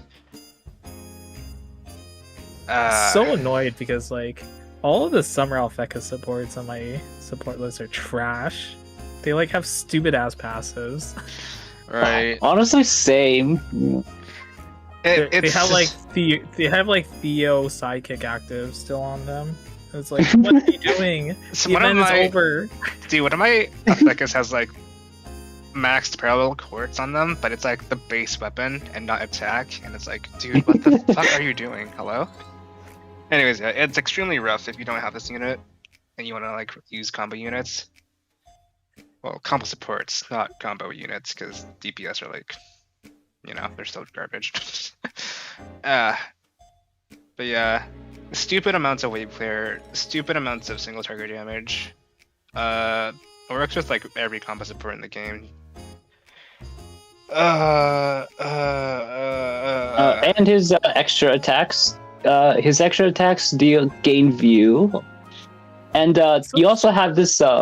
You also have his Q system if you ever really want to max out combo, which makes it even more stupid, I think. But I think how familiar are you guys with the Q system on his AOE's? I'm pretty sure we talked about it in my server. Like how if you overcap on like the 5 combo per attack, he starts putting them in a queue, and that can trigger like at the start of your turn or like after you wait. Yeah. I'm trying to remember because I used to use that for like 100 combo memes on like one specific main quest, but I think queued AOE's or like the weird versions of them, I don't think they generate view, but at the same time you're generating like 30 combo or something, so it's pretty much excess. Like you're pretty much doing you're leaning very heavily into his meme aspect, so it's not like a big loss, but it's just kind of like a quirk he has in terms of his queued stuff. Yeah. Right. Would you say he's better or worse than Exio and Nessen? That's a good point. I think he's better just because he's holding up an entire fucking archetype. Yeah, but you also see fucking Nessen in like every farm team. If you like invest in him. The thing is that like also like very annoying in the sense that like any like quest where there's more than one enemy, you see this guy in the clear. Yeah. I guess. Yeah. But I'd say the funny thing I want to point out is that they keep locking him out of synergies with a lot of recent units, because now you have a lot of things like active skill cast, and his AoEs are all treated as passive effects. So he's just like blocked out of every single effect that requires you to cast an active skill. And he should be blocked. Which is a lot. Fuck this. Yeah, it should be blocked, but it is starting to limit his potential. I don't think he's like actually super blocked in the sense that he's still doing like fucking nonsense, like multi-hit, and like the fact that his like AoE stuff is like genning view. It's like fucking stupid. Like, yeah, I know he's not like contributing to Bard and stuff, but like when you like see your view just like jump up just because like this guy spammed like 4 of his AoEs, it's like, this is fucking stupid. The saving grace is that you're forced to use combo supports and not like multi-hit supports. Yeah. Because he doesn't really function that well with them.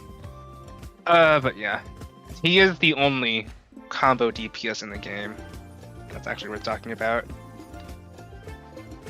Double Self makes me mad every time I see it. Yeah, same here. It's a fucking war crime of a team if you use Double Self Summer Alpha. It works. It shouldn't work, but it works.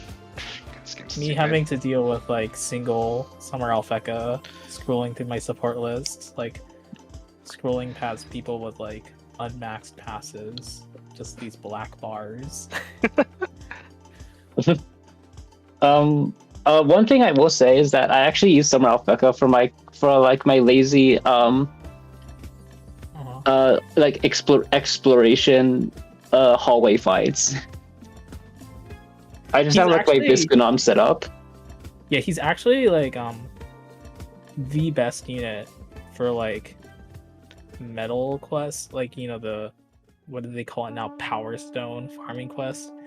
Just because like he's the only one who can like do an AoE on his S1. I mean, not his just like AoE automatically. Like Summer Sada can't do that, if you get rid of all your passives and shit. So it's like, this guy is actually meta for farming too.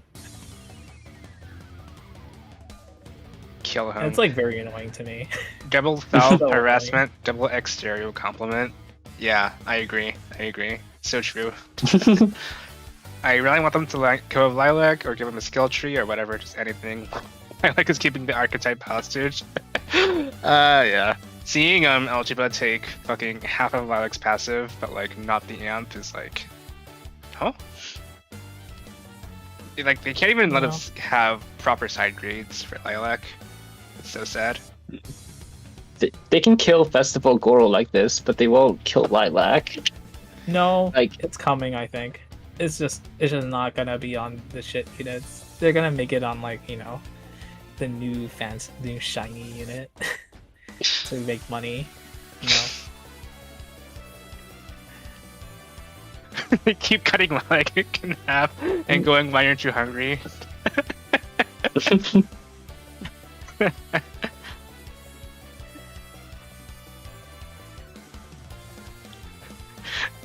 Okay. So, yeah, I guess above Nessen is fine.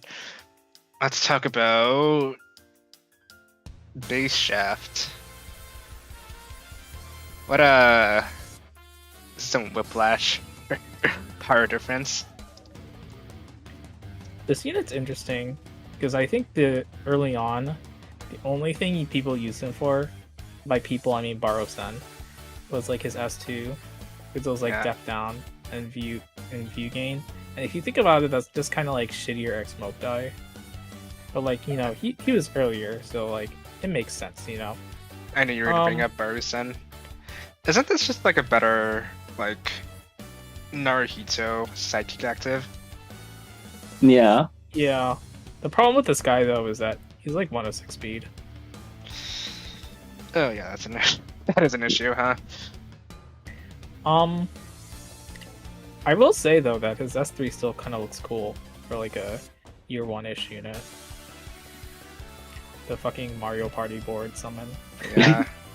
Or like the Mario Kart Rainbow Road. It's Monopoly, like gay. Okay. Yeah, his S3 is it's neat. Bad. Like for animation, and bad for gameplay. You probably never use it.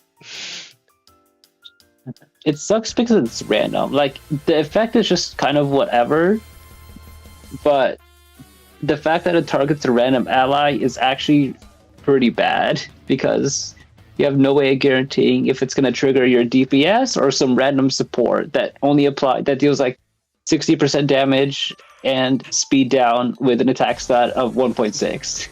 It's like you have no control over that. It's the crispest Monomasa nachos. Like harassment. Monomasa triggering like I summer Yohak and I hear yeah. No damage. You got view though. Yeah, I get burned too. It's like, yeah. Where do I put this thing? Well,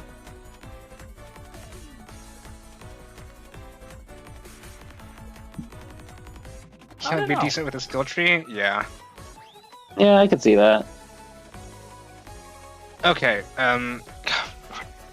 Fuck. Is he better or worse than the base Nessen trio?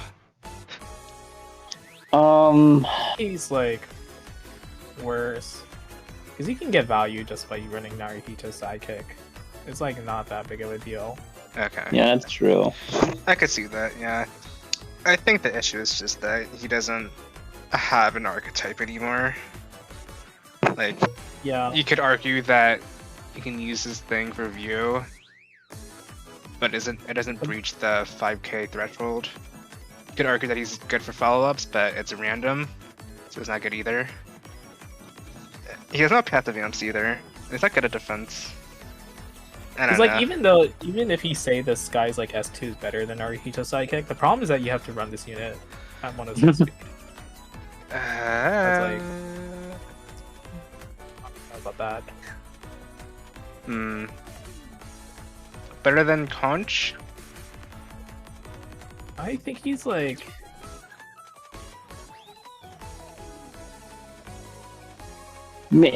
I guess. I don't know. I don't know. Yeah, you know what? Sure, yeah, better than Conchai. Sure. is whatever. Defense down is probably better, to be honest.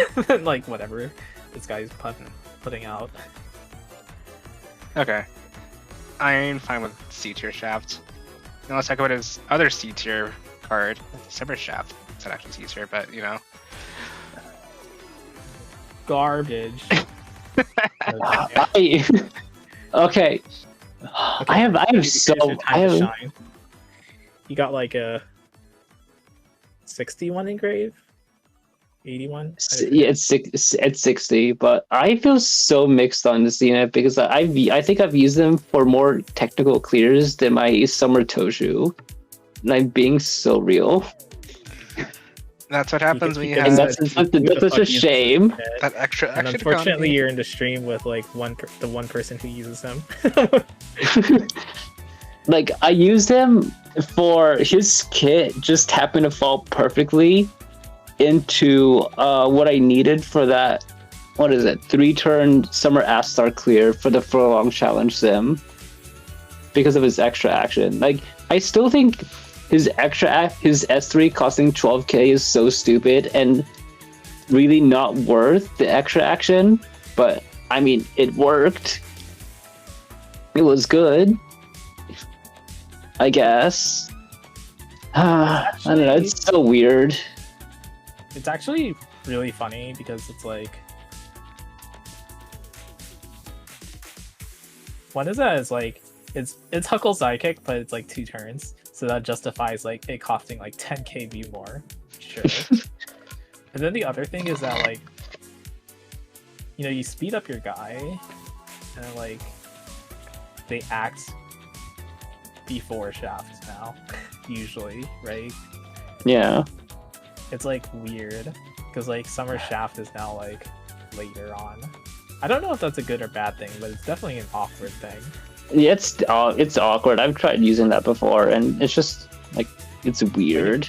Yeah, it feels like more intuitively better if like you could do, you know, his S3 and then his sidekick, which maybe like I don't know, it's like a view gen thing. Yeah. It's like you're out of order now. I can't. There's He's also probably this. good with H-Volt, right? He's speed. I think it's fine. The But thing you know, is, the issue is that like you don't want H-Bulk to be up front. You want to set him up for big damage.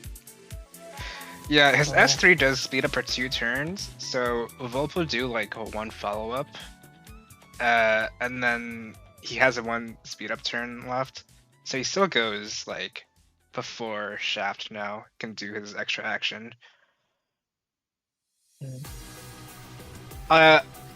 Unless you use like V Atosis and use guidance on Volp, so he does his follow up, and then his S2, and then you do an S3 early, and that burns both of his speed down or speed ups, and then you have That also burns his attack ups. yeah. But now you can like use Shaft again and like buff Volp again if you wanted to with like its psychic active.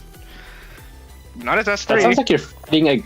That sounds like you're fighting against Summer Shaft.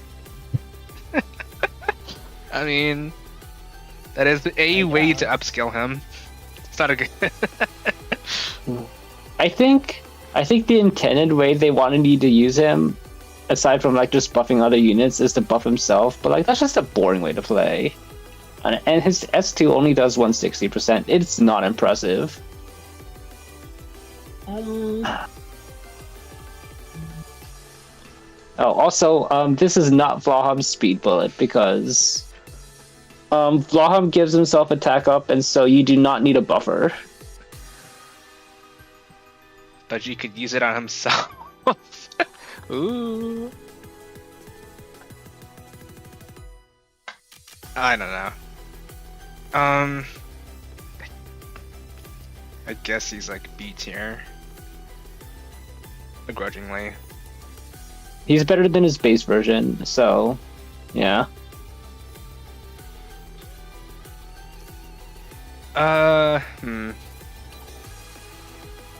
Maybe like around Festival Game tier. That's the wrong person. is a unit.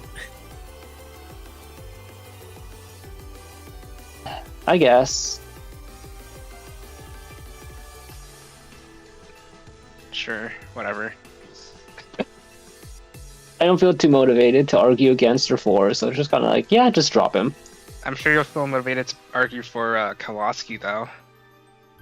Are we on him right now? It's Kowalski. Yeah. Okay, honestly, I haven't used them in a good while. So I'm not like, this isn't like a Goro thing where I'm constantly trying to fit him into teams. It's more like I used to use him a lot, and then I just kind of stopped using him. Okay, I feel like people don't know, but like Archie's like shill for base Kowalski so hard. Like, oh my god, this guy can give speed down minus 30. And then me and Harvey would like look at him and be like, what? Dude, how could you say that about Kowalski? That's your oomph. Your minor coded oomph. Oh.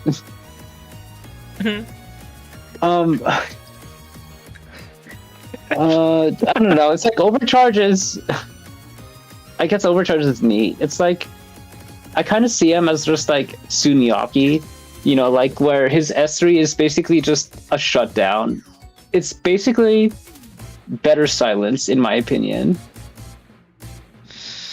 You know, like you could just his S3 just shuts down whatever unit you want in most scenarios, but like obviously it depends. But usually you would use this to shut down an S3 because if you do some, you know, view juggling, then by that, when it reaches the enemy's turn, they don't have enough VP to cast their skill, and so defaults to their S1.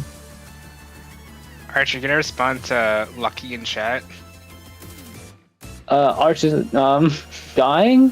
No, because I actually keep him alive for my budget clears. I do not, because sometimes he is the only reason I survive in cases where I bring him.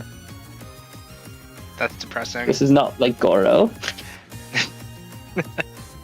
Okay. So he's like Moknight's here, right? I mean, I guess.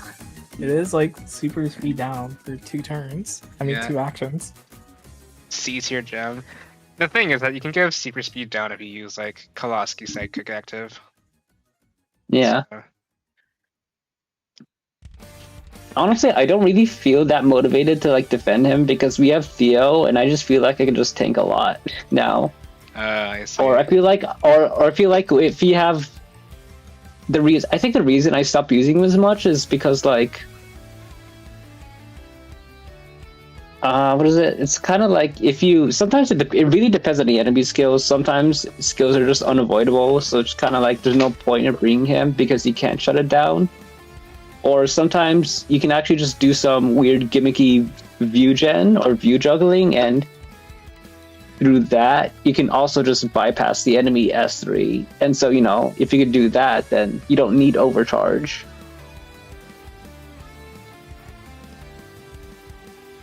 So I don't know. I've stopped using him, so I don't really feel like I have to defend him. So you can just drop him at C, and I won't really argue back. C tier gem. Okay, I'll put him up below Mokte actually. I'll take that as a variant then.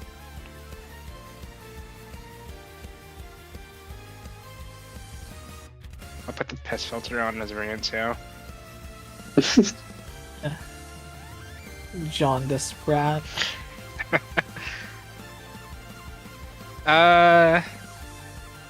Sometimes I think about using him, and then I kind of try it out, and it doesn't really work because it's hard to explain.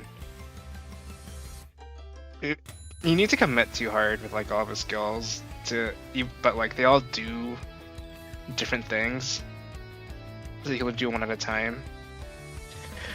Like, you kind of want to use this S3 to apply all the defense down shit, and like it also charges his gauge, but you also want to use his S1 at some point. So like, oh, maybe I'll use a follow-up support with them, and then now, but you also want to like find a way to generate view, right? So, and that's what his S2 is there for. So I guess he gets upskilled by the Atosis. I don't know, dude. This unit's fucking weird. I keep forgetting that he has the Limelight passive too. Like, but like, I feel no like one actually uses this. It's like just fucking it's Isaribi. it's so weird because I feel like him and Isaribi feel like they're built for an archetype that they gave up on, which is like the VP gain pretender DPS, right? Like they're just DPS who just have the VP gain role. And it feels so undercooked. Trust they'll bring it back just like how they brought back the turn buff count thing for this event. Do with that what you will. You have no idea what teams he's supposed to slot in. Yeah, me too. It was funny how I was using him to like keep up with the fucking Dumber Summer Alpha team for that one triple S HGQ. Yeah. Yeah, I don't know. I think the main thing is that his S1 is like that hard cast shit, right? It's like so weird. It's not hard cast, but like, well, it is hard. You can use Halloween Nessen and stuff, but it's like you need Limelight to like, if you want to spread the thing.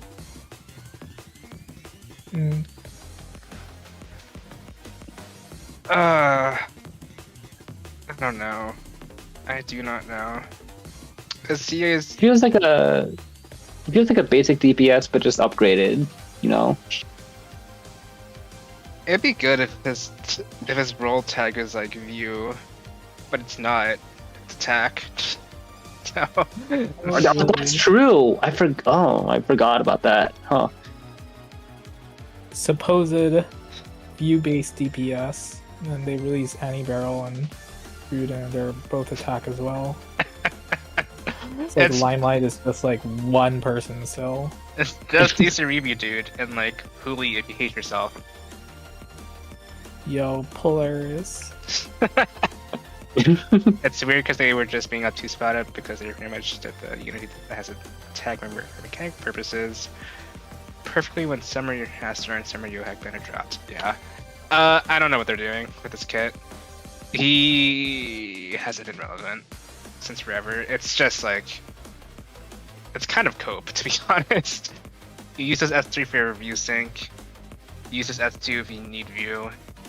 You can use him with Atosis, but the issue is that Anniversary Barrel kind of does his job better, just because he does more damage. And his SC has like actual useful utility. I don't know. That's kind of a hard sell for this unit. And I think him having like a base action economy hurts him too. So maybe I'm thinking like low A+ or like high A tier. Maybe above Chaser Alkiba. In A tier. Do you think he's worse than Anniversary Pub?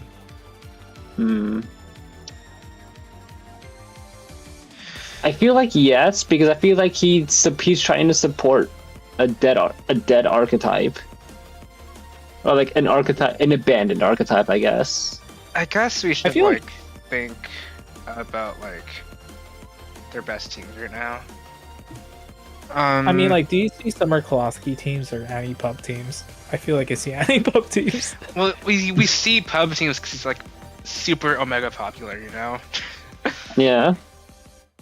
Like, I don't think that. I still don't think like I see anybody using Koloski. I mean, I could use them, but I don't want unless to you want buff to this like thing. name on somebody. Yeah. I don't want to keep betting for this thing. Like, this guy is just like this rage baiting rat. But it also feels weird to say that he's like worse than like Proki. Because it shouldn't feel like that, I think. Maybe it's just because he has like more things to his kit. Like he just feels a lot more bells and whistles and stuff. Yeah, but yeah, the issue is that they're all like wasted. So I guess that's why. Okay, fine, I'll put him below Bob. Sure. April does enough damage for me to understand, but for all that I'm clueless, man. Yeah. Yeah, I get that. Alright, pet stop time. Anyone you guys want to talk about?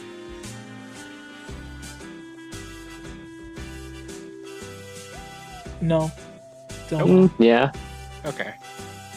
Alright, chat, if you want to suggest someone to talk about, you can do that. But if not, we're just gonna keep talking about Volt for now. Oh, right, it's the variant Volt. Ooh! Oh, you never talked about H-Volt. Damn. Not yet. This guy saved the speed archetype. I think he did a bit more than that. He's like more of a pillar than like Alpheka, Summer Alpheka. He's just like literally like is the speed archetype. Yeah, he is speed actually. Dude, I can't fit his fucking S2 in the stream. Anyway, actually, can his Sands of Time passive even fit in the box? If you try to highlight. Got this Fire Emblem Heroes kit. It doesn't fit. Yeah, so he's like unquestionably like S+ tier. I think it's like, how would you describe it? Because what makes him broken exactly? Because like you could just say that he pumps out a lot of damage, but like what makes him different than everyone else under him? He has the best action economy for the DPS role. He can attack 3 times with his S2. He triggers his S1 follow-up. Both his S1 and his S2 have an amp. His S2 gets more damage the more you use it, actually. He's self-sufficient too, because his S3 gives him like more gauge and stance as well. What else is there? His buffs stay on him. With his S2. Oh yeah. Yeah. Oh yeah. Oh yeah. And his S2 doesn't consume buffs when you use it. Yeah. This is like the most privileged DPS in the game by far. It's like, why is like base Yohack coming back? Right? Like, because of this stupid ass S2. That it's peak. Trust. And then like, the thing that's like annoying is that like a lot of these units on this tier list, right, would like love to have an extra action in their kit, right? And this guy just like attacks like 6 times per turn, and he's like hitting the damage cap each time. You can see clear video. Yeah. And then he like scooped up base Reiki, like being like somebody nobody uses to being like a top tier AoE DPS. And it's like, what? It's also like stupid cheap. It's like you can make his S3 or S2 cost either 1.5k or 0 if you put Santetsu plus another speed unit on your team, and like realistically you are always going to have Santetsu, so you're always going to have that speed discount on that skill. And then his S3 just costs 6k, because why not? Let's just make it free, huh? Let's just make this the easiest thing ever. Yeah, that's crazy. This thing turns like all of your speed bricks into like usable units just by virtue of like being so overtuned that he like forces them to do something useful for the team, and that's just like funneling into his hyper carry playstyle.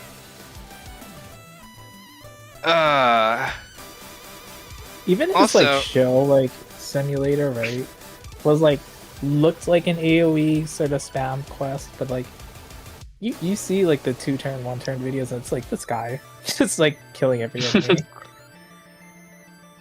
Yeah. Honestly, when I did that on my own clear, I thought it was actually like super fun because you have to constantly juggle his like his stance mechanic and like where you target your S2. It was actually kind of like a fun kind of balancing act in that way.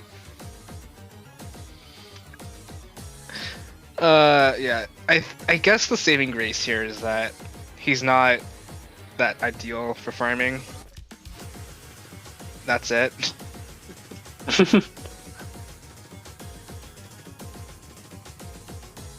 But like, to be honest, he's kind of getting there. If you like use, I don't know, VS Atosis and like make him trigger another S2, which will then trigger the free action effect on him, you can probably like deal some good damage to multiple enemies. So I don't know.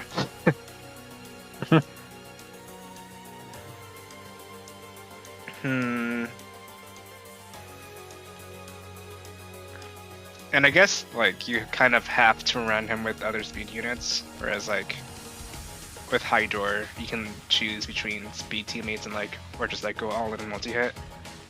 Though you don't really have that same privilege with Volp. I still think it's better than Hydor though. I think mean, he's like, just better because even if you have to use these pricks, he's like doing stupid shit while being dragged down by these characters. It's like so fucking stupid. It's like he's still better. He's just like his team, right? With these like brick teammates is still like better. It's like holy shit, what's going on? Oh yeah, but yeah, you can also just use Reiki. Like it's not speediness are not that hard to come by. Well, you have base Reiki, and then I guess you could just like borrow a Santetsu or buy him on Anniversary. Like technically, it is not technically hard to build his best team because his best stuff is a permanent 4-star and a permanent 5-star that is currently on the Anniversary lineup to be purchased. This is unrelated, but I don't know if you know this, chat, but like Arch bought the Anniversary ticket like last year, and then he forgot to redeem it for Santetsu. No. No.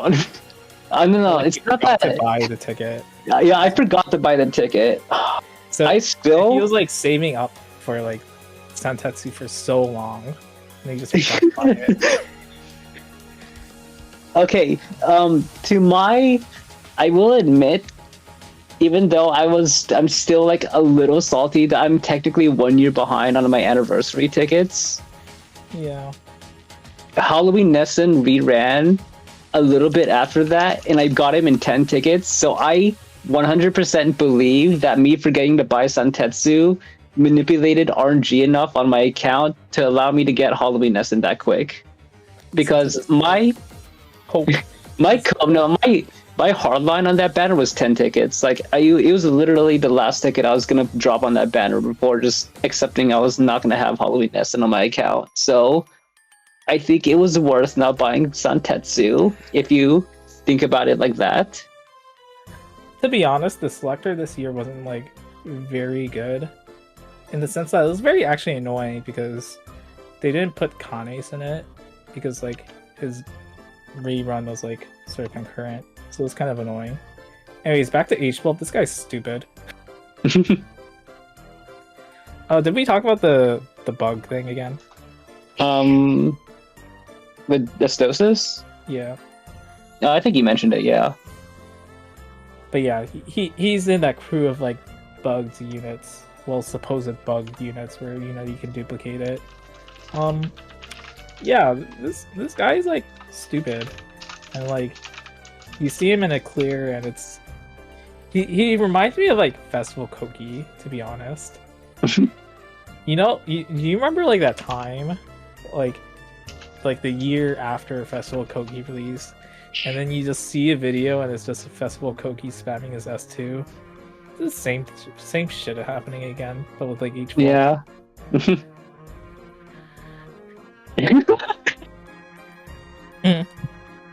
I am refusing to vote on that poll. I abstain.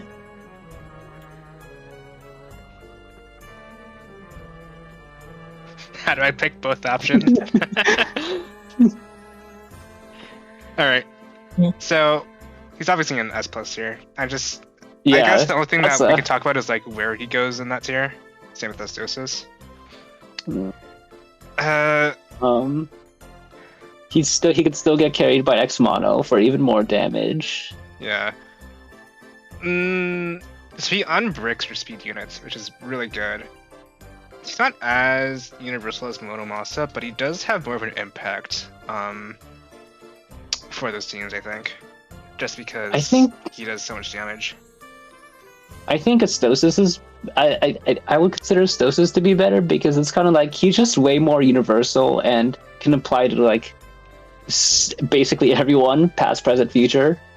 So in that sense, I think Atosis unbricks like a lot more than just speed. Compared, he's like working for everyone. Right. Hey Archer, Sunshine Christmas. Stay tuned. And maybe don't count on it though. It's not Actually, happening. don't count it at all. It's not happening. I'm ambivalent whether he's above or under Atosis. I still think he's like stupid, He's like doing all these like 6 attacks per turn. Yeah, I think the real question is he better for your account than Chris Motomasa? Oh. I think it's Monomasa. I think he's better. I want to say Monomasa's better, but I do have a bias for him. I don't know. Because like it's the same thing where it's like Monomasa just rewards you for everything. The thing about Monomasa is that he can support like every DPS like in the game, right? And he gets value from like every banner that releases. Volb is pretty much tied to the speed category, and he is the embodiment of that archetype, and he is very good at it. But you kind of need to like have certain characters. Like Reiki is not an issue, but to be honest, I don't have Farden because he's like recent and I skipped that banner, which is like probably an L, when like H Wolf is this fucking strong. But like, it is what it is. It's like not everybody has Farden, and then it's a little bit awkward when you have to make do with like Gamme. I think the thing is that like you could. I think the thing is that I think it's possible to skip Halloween Volp because all you're doing is just not having your speed archetype built in your account, and that's just like perfectly fine. Like your account can live without that. Because I have Santetsu. And if I didn't have Santetsu, I think I would be a lot more annoyed with like trying to borrow this character. Right. I do think that Santetsu is still a stronger support for Volp than Farden is. Because of how cheap his actions are. I only use Farden because, it's funny to see like Volp in these 3 4-star shitters like clear quest in like 1 or 2 turns. It's just team building flexing. If you have Santetsu, it's a better pairing for him. Yeah. I just mean though, like, if you're like a new player, you have to like, roll some stuff before you get this guy rolling. And that's not like easy to require, I think. And then X-Mono just like comes out of the box, so it's like whatever. Yeah, I can see that. Alright. We've been on this creature for a while. And no one in chat. I think he's like one of the best DPS in the game, so it's fine. He is the best DPS in the game, I think. Okay, yeah. Wow. Yoshiori, base. He's actually interesting to me because like I don't think Mosaic is really that common. I don't even remember the last time. Maybe it's just him. No, I thought someone else applied Mosaic recently, but like, it's such a bad debuff. Really? Yeah, I don't think it's actually that bad. because like, I don't know. I think the thing is that you rely on enemy view for your overview gen, just in general. So I think Yeah. you kind of just brick yourself in battle if you apply it to all enemies, because you just completely gut your view gen for that turn for no reason and for, I guess, no benefit really. I actually like found it useful, to be honest. Or like, you know, like when an enemy keeps doing their like double action, and then like, you know, you try to VP view control it, but then like, you know, like because they generate view, they just trigger it anyways. I've like run into like Mosaic being helpful because of that. And like I Yeah, do it's get it kind that of, like, you know, you rely on enemy view gen, right? Nowadays with like yeah. the big weight and stuff. But I actually don't think this like debuff is that bad as make it out to be. I don't know. It's very niche It's though, like, the situation I'm talking about. But like I found it useful actually. yeah. It's like, yeah, it's that situation where it's like, oh, the enemy S1 gives like AK view, and then they have a bonus action where they have like an S2 cast, and then they just use the VP they just gained. Yeah. So in that sense, yeah. You know that like I think it was like that lantern boss that like kinda had that, right? The SSSM. They had the double action. Well, was that the one where you had to like let them do it? I forget. Anyways. I still don't think they're like that amazing. But like I actually don't think this unit is bad as they may seem.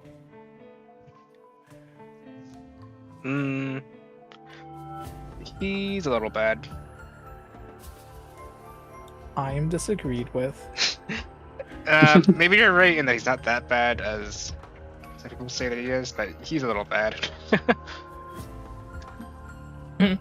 We spent 18 minutes just for Volpal. Felt like an hour. Yeah. Well, we spent 18 minutes talking about the entirety of the speed archetype, so that's why. I don't know. I think it's not great using this thing. He doesn't do that much damage. It's just all it is, like, Mosaic and his, like, S2. That's, like, pretty strong. Yeah, we are just rating the status right now. I think that's what his entire kit is. Well, I guess you have his S2. His S2 is But that's basically just- like Evo Game, but it's defense down and not aim. It's like, I guess there's no speed down though. I actually used this like buff removal in the Theo quest, but like we also put Diagram in like Forgotten Tier, even though he has buff removal in his kit. Like we don't care about buff removal, so it's like whatever. This 2-turn defense down is just like use Sui sidekick.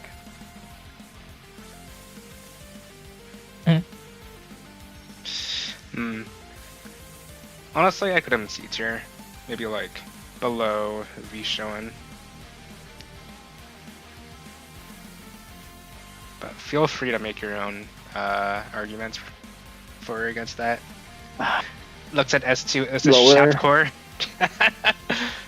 you think he's worse than base Farmier? I do. I think burn teams are better. Yeah. So yeah. Oh. What's your response, Milk? He thinks burn teams are better, but he hates burn teams. Yeah, because I hate Mosaic more. But you will never use a burn team. I used it once. That's it. For the octopus, that's pretty much it. Okay. Well, I don't really care. I'm just saying. I just think that he's like not as bad as he looks on paper. But I don't actually really care. Well, like where he gets ranked, to be honest. I want to say lower than Alpheka because, like, that's Alpheka just is better when you compare their kits in terms of like utility and use. Yeah, that's fine. I I can think see a that. 3-turn taunt is more useful. All right, we can talk about his infinite turn taunt on his variant though.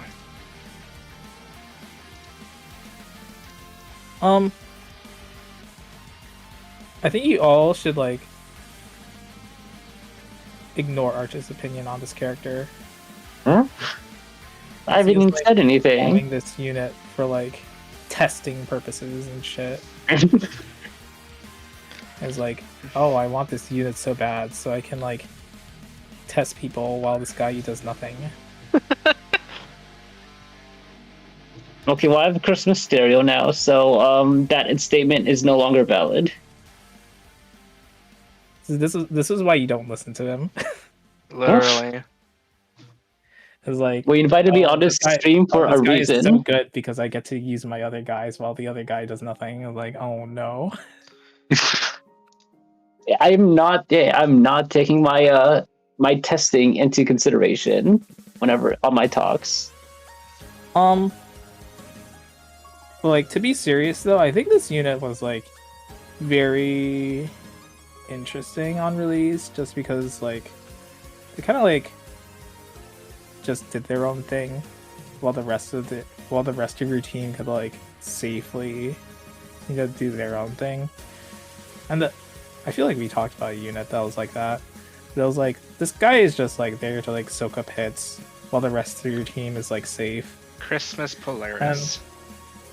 Yeah, he's in that defender sort of thing, and like defense role is just like not very good at the moment. In the sense that like we don't really need tanking, and if we do need tanking, there's like Christmas Stereo as the elephant in the room. Who's like doing a lot of shit in addition to the tanking. Yeah. His S2 is just there. I don't think there's any good reason to use it, because it's just weak and it's just like a basic AoE to enemies. You'll probably just be going to his S3 for his action, but to be honest, the thing I do want to point out, I mean, Christmas Stereo is just power. It's just better than Yoshiori in all ways. But the thing is that they both have the same thing where they just passively have taunt on themselves. Or Christmas Stereo, you have to cast S1, but you can do that with a bonus action at the start of the turn. So it's like the same thing in effect. But it saves you like in terms of when you look at it in terms of like action economy. He does save you the turn where, compared to other tanks, where you have to hard cast the skill to set up your taunt. So he saves you a turn in that regard. So you can usually just immediately pop out like for a long sidekick. So you can immediately set up invincibility. And you don't ever have to set up taunt with him because he just does it passively if you fulfill his conditions. So, as a tank, he's nice, because you just save a turn. But overall, he's been power crept, so it's kind of like just whatever. Yeah, he's just like, eh. Now, why is it kit read worse than base Marfic? Am I doing it wrong? Yoshiori is basically mainly his passive. It makes sense like when you use him, like his variant.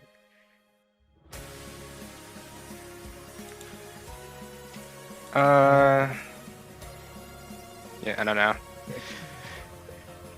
I don't think this unit's good, but I think I put him at like A tier on my original tier list. You gonna drop him? I think he's still A tier, but Yeah, maybe an A+ right now. You can put him above Exio, below Okitaka. I think that's where I'd put him.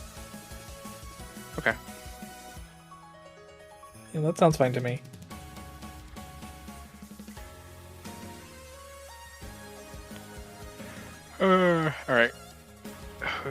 next?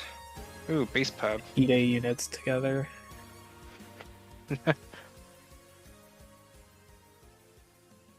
we rate regular pub already? We rated his variant, Just not his enemy base, pub. not his base form.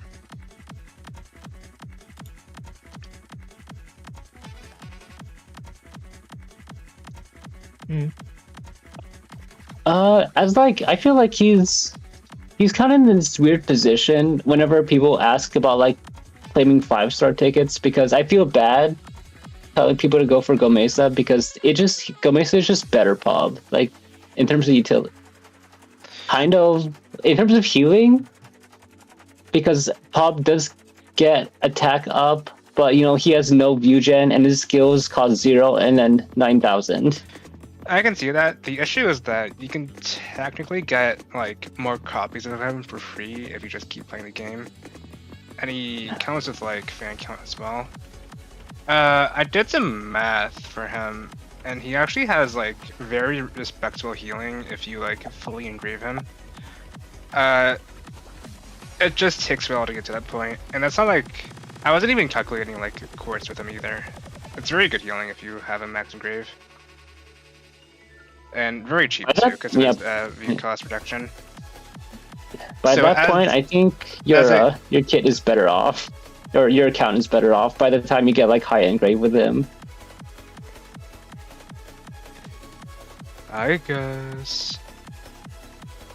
I don't know. I think the heal archetype isn't really gonna get like an H-Volp sort of situation, in the sense that like I'm thinking of like, you know, how they tried to like, you know, fix it with like the Nebura, but like it didn't happen because like, you know, at least with the speed archetype, you're like doing some other shit to the enemy, like you're speeding up your team or you're speeding down the enemy, and then it's like you can abuse like Santetsu crit or something like that. But then like with this character, I don't know, I kind of disrespect healers in this game at the moment because it doesn't like really do anything. Maybe if there's like a character that did like, I don't know, converted overheal to like, you know, a damage output like Summer Alpheka does. I know like Summer Lilac exists or something for like overheal, but I don't know. I don't really care about too much about healing in this game. Yeah, it's too selfish of an effect right now.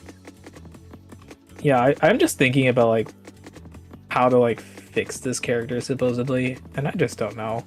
It's like, do I care about this team healing? Do I care about this like big single target heal that removes the debuff and grants attack up for one action? I don't know. I don't know. I'd use him over like Furlong variant, I think. Yeah. Oh. What? Honestly, I think the best use of this unit is just the fact that he has max pound count auto. You just use him for like view. Because like, you know, even if you're spending a lot of view, you get a lot of view back because of him being welfare. The thing is that like he has like a weaker like Grig S3 though, but like you trade off that healing and debuff removal for like an amp instead. I don't think it's that bad. I think it's worse than Summer Rakta because I think, you know, view gen is just really nice. So I know you can fan count and stuff, but it's like for new players or for people who didn't get his unit during his rerun or original run, which was like years old at this point, it's going to be a hard climb to get his fan count, I think. And maybe not even worth it when you think about like other things you can buy, like maybe more dupes or more fan count. Like it's just a hard sell. That's so they're also like getting an L by having to raise Summer Rakta, in my opinion, but whatever. I don't know, I think Valentine Furlong is still better because like he does more. Like Pub just has like a dead S1. That just does nothing for your. He for your does more, team. but you also have to commit to more, and he doesn't have an archetype. I know, but it's like his skills are too expensive too. Like at that point, you're just using him as a sidekick pilot, and so I guess the argument is like, would the sidekick you put on Pub be better than Valentine for a long? Well, you're using him as a psychic pilot. I'm not.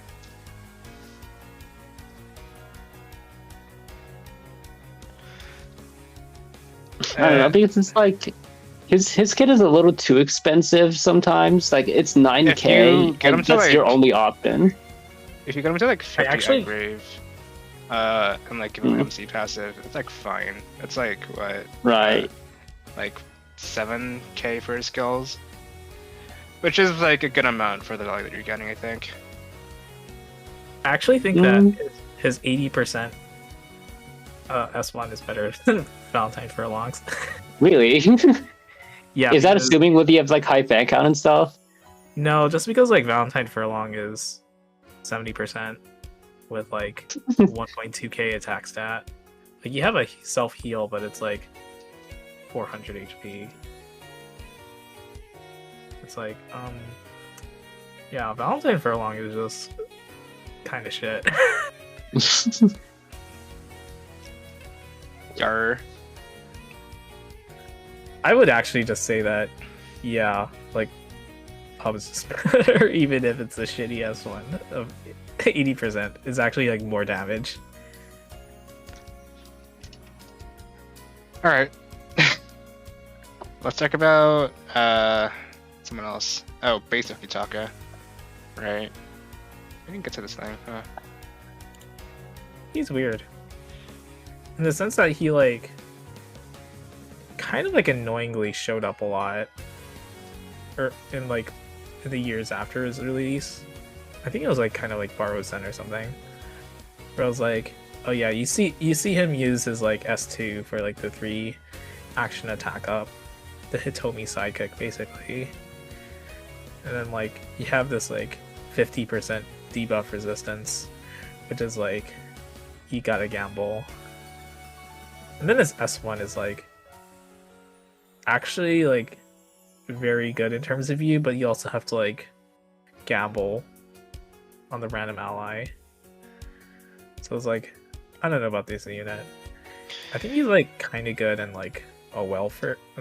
I shouldn't say welfare in like a 4-star sort of way, but he's like very weird now. I think he was really, really strong on release because he was like one of the first people who could force the follow-up attack. And he's like pretty versatile. He has the attack up, he has defense and debuff mitigation, and he has view gain and the gambling thing on his S1. He was a pretty appealing support back then, and I actually think that he's aged decently well for like a year 1-2 support. In terms of like people who have like newer rosters and whatnot. Yeah. Because I mean, like, a 3-turn attack up is like fine, I guess. You know, it's like it costs 5k view. That's like decently cheap, I guess. Oh man, this guy used to like he used to like carry a bunch of my budget teams. And he's still kinda on my mind, but I don't really bring him as much, but How I do mean, you he feel was about always that debuff thing? I've never used that. I don't use his S3 really. I've only either used his S1 for view gen, for turn 1 view gen, which is actually like really nice. Or is a S3. But yeah, I don't really rely on his on his S2. I don't use his S3 a lot. I'm usually just using a sidekick. Base Pub is your best unit? Oh god. How That's new a is your stupid account? You might just want to reroll. I don't know, dude. Yeah. If base pub is your best unit, you should probably reroll. I mean, like, Base unit income, like in the context of this tier list, like you don't have anyone higher. I mean, just like reroll for Atosis, I guess. It's like just find somebody with anti-barrel on the support, and you should be like carrying. I guess I don't know. Just started 2 or 3 Just weeks be- ago. Yeah, just reroll. Yeah.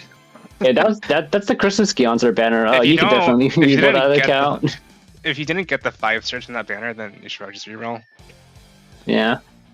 Even then, if you have Christmas Gions or Allen, I would still say rerolling for Atosis is a better choice.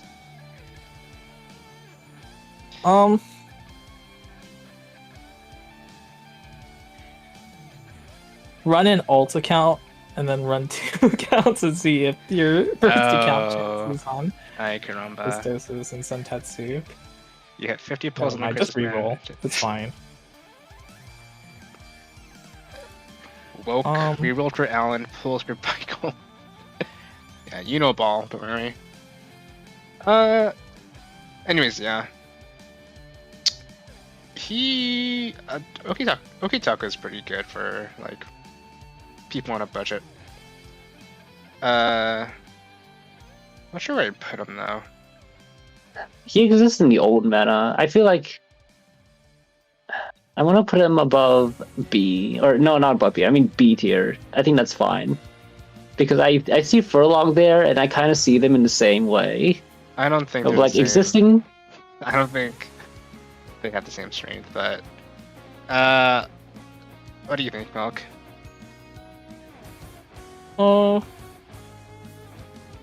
I think his S1 is still like more unique as like a view gen sort of thing.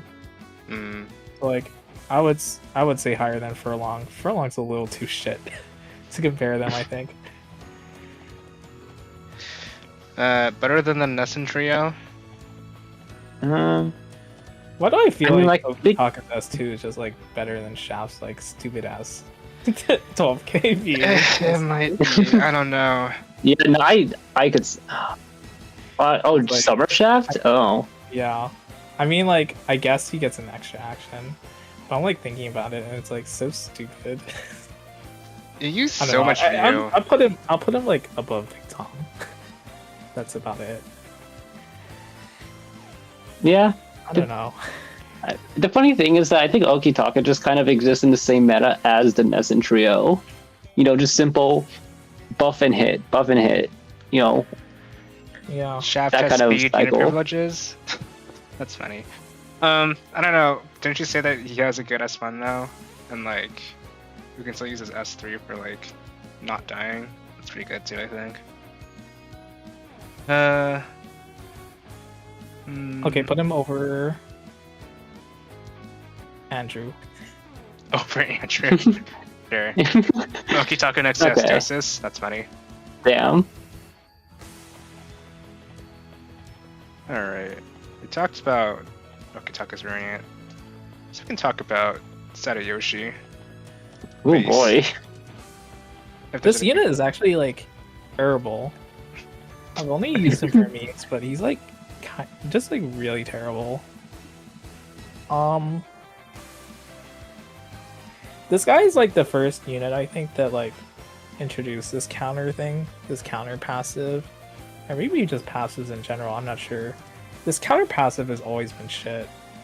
It's like it wasn't good in like, well, it's not bad on Gaisei, but like the early units, it was shit. It was like it's been shit on him. It's been shit on like Summer Akashi.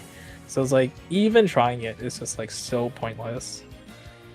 I will say it's cool that his S2 gives him like 100% debuff resistance apparently. And has taunt, but it's like I don't know. It's like he's just like kind of trash. And then his S3 is like whatever. It's like it's still in that thing where it's like, you know, you spend all this view to give defense up to your entire team, but you know you're like a tank, right?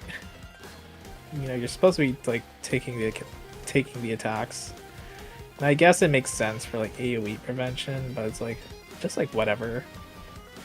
Another thing is that this unit doesn't have any source of healing because their S3 is like some shitty limit sort of attack thing for its skills as HP goes down. I don't know. I've tried to force this unit as a meme, but it's never worked. I have a bad opinion of this unit, also because people still have him up in the water slot. Yeah. He's kind of trash.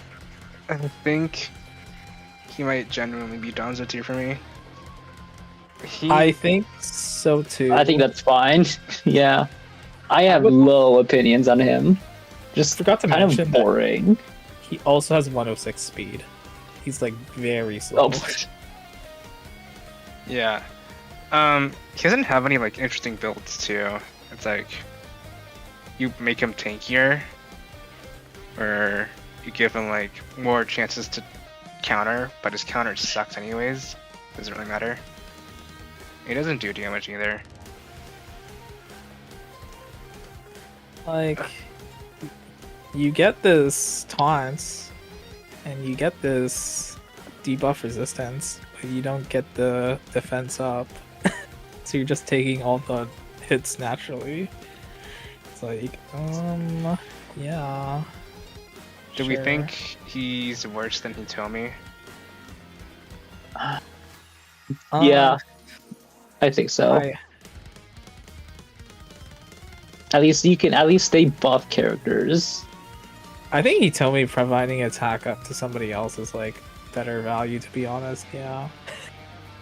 It's like, it's cool that he has 100% debuff resistance, but he's still a shitty character. Yeah, he's a pretty shit tank, but you know, bad tanking is better than no tanking, which is what Donzer provides, which is nothing. So.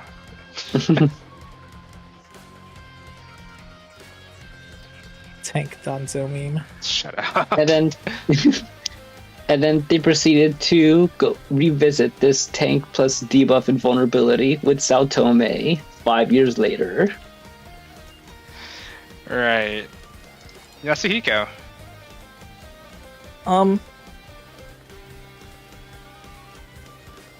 I think you've used them like a bit due to like their S2 being like 3 def down.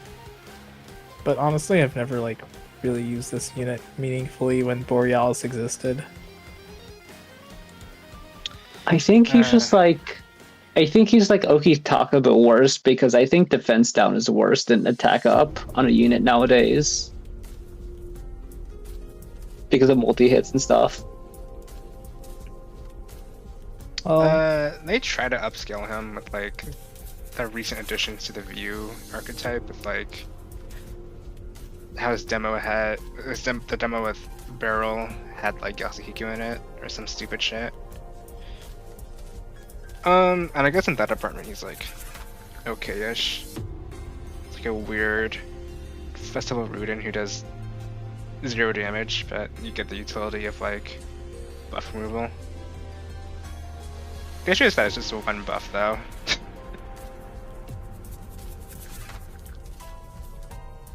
It's a refund. Yeah, and the whole 9k view thing, it's a refund skill. So if you add that with his natural view stat, you're basically just getting your view back, plus a little bit more.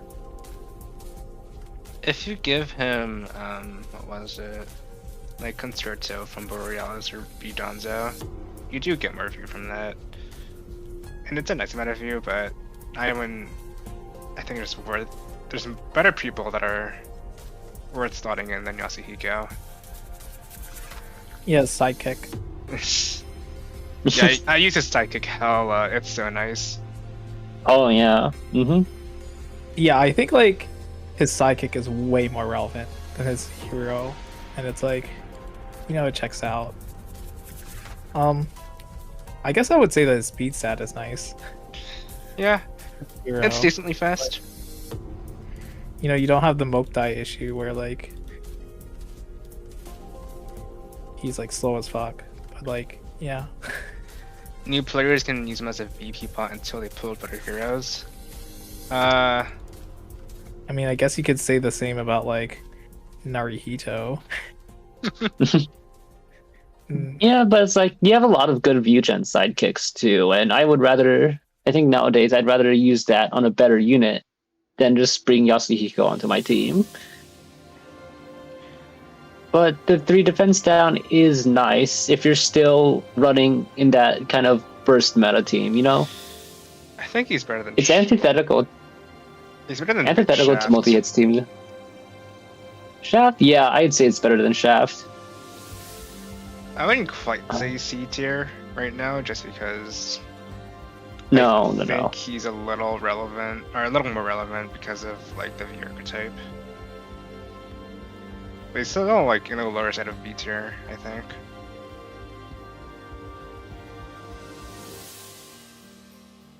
Fatso gem. Fatso something. Is he better than Zania?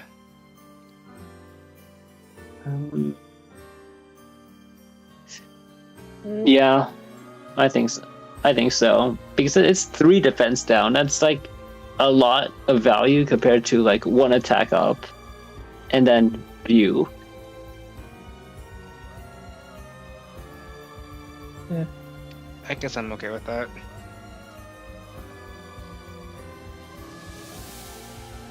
It's whatever. I don't have an opinion of this character. I don't really use them. Alright.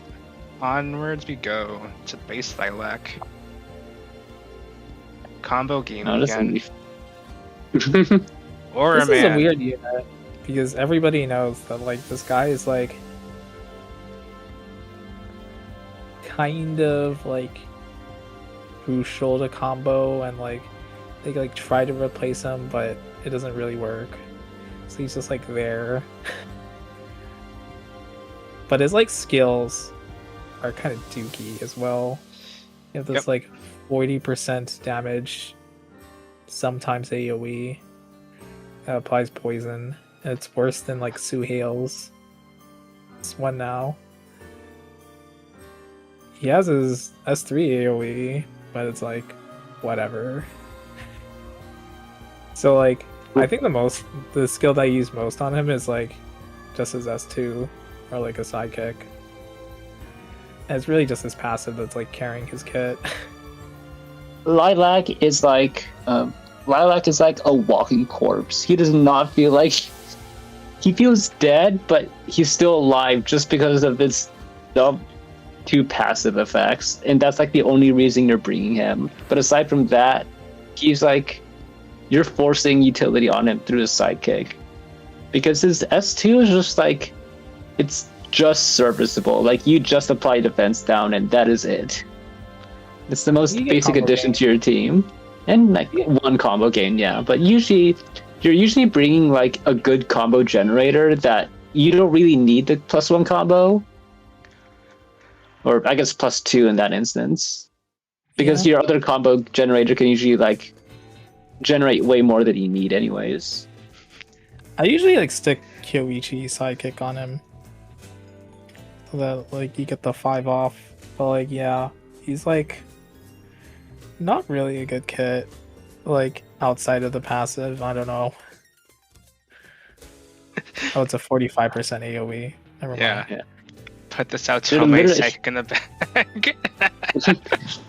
Honestly. Yeah, he's only like decently high because of Summer Alpha's existence. If it weren't for this fucking feature in as +2, he'd actually be lower. He's begging to be power crept, but they just keep dragging him along for some reason. Bro, we need to let this thing retire, dude. He's like so out of his league right now.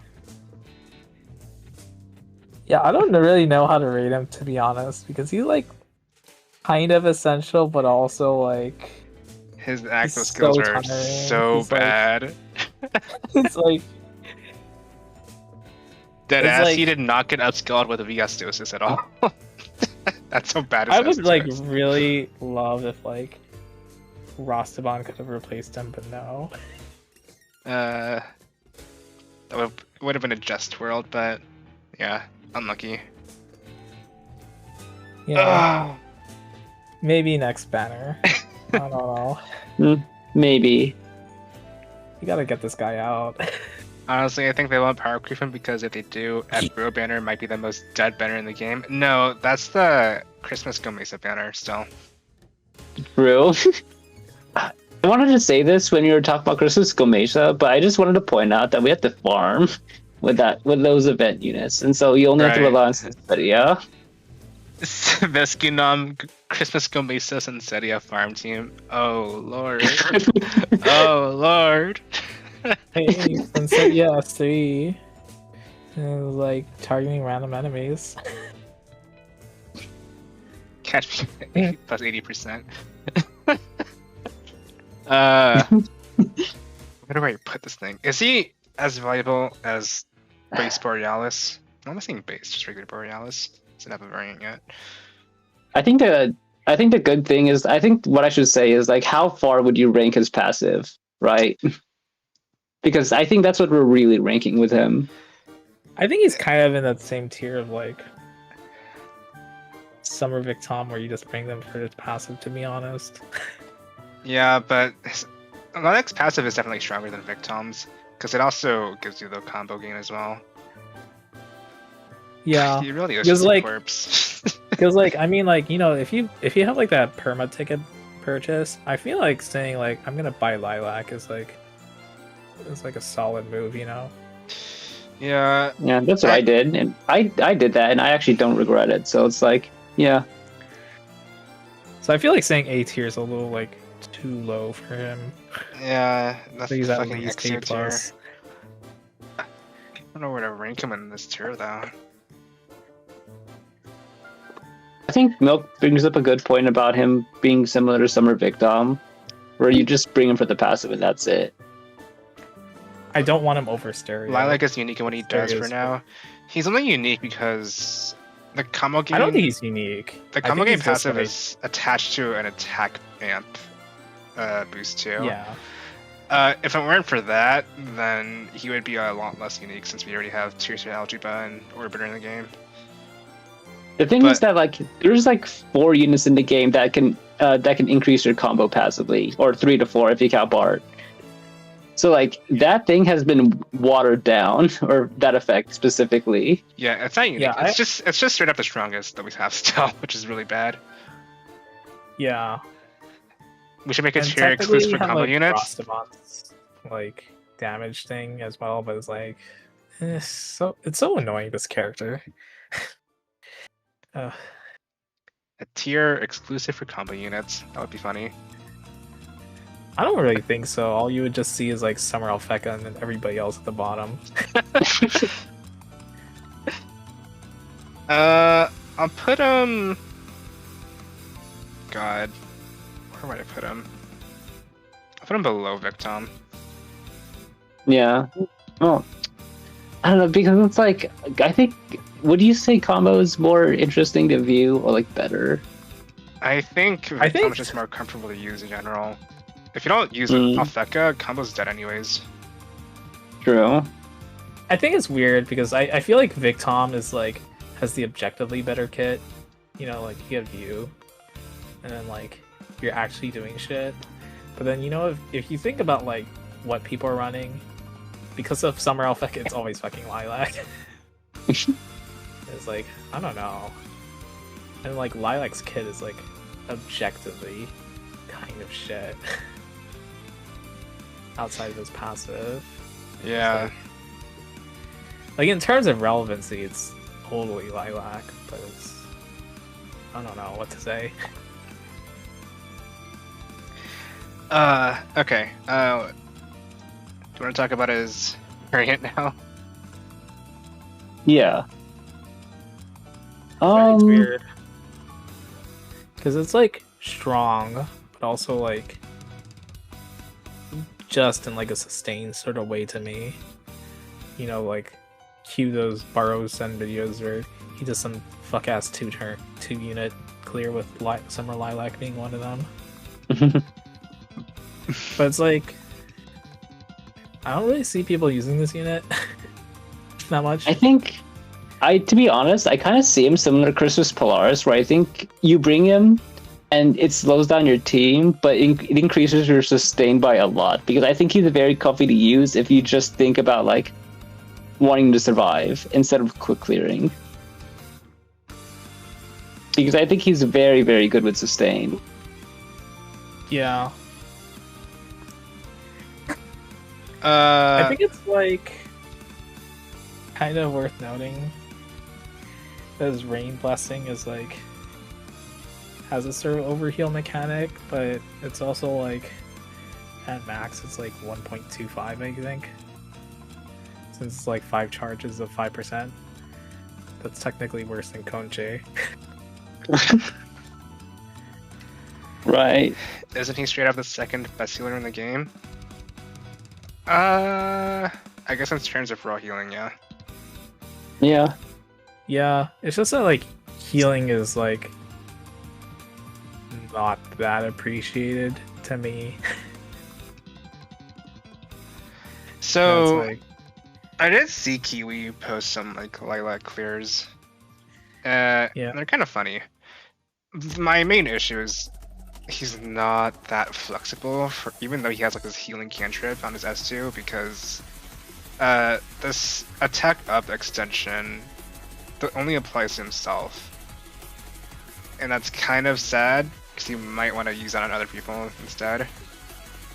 And the other thing is that, you know, his S3 is gonna cost a fuck ton of view to spend too. So you're kind of gated to like using a bunch of like view batteries on the side to make him work.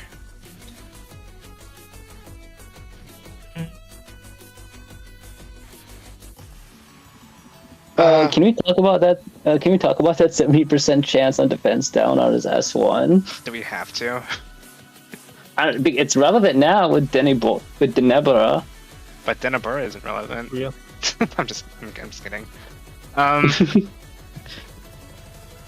Yeah, 70% has always been kind of ass. I thought it would go up with this upgraded skill, but it doesn't. It doesn't go up. It's something else.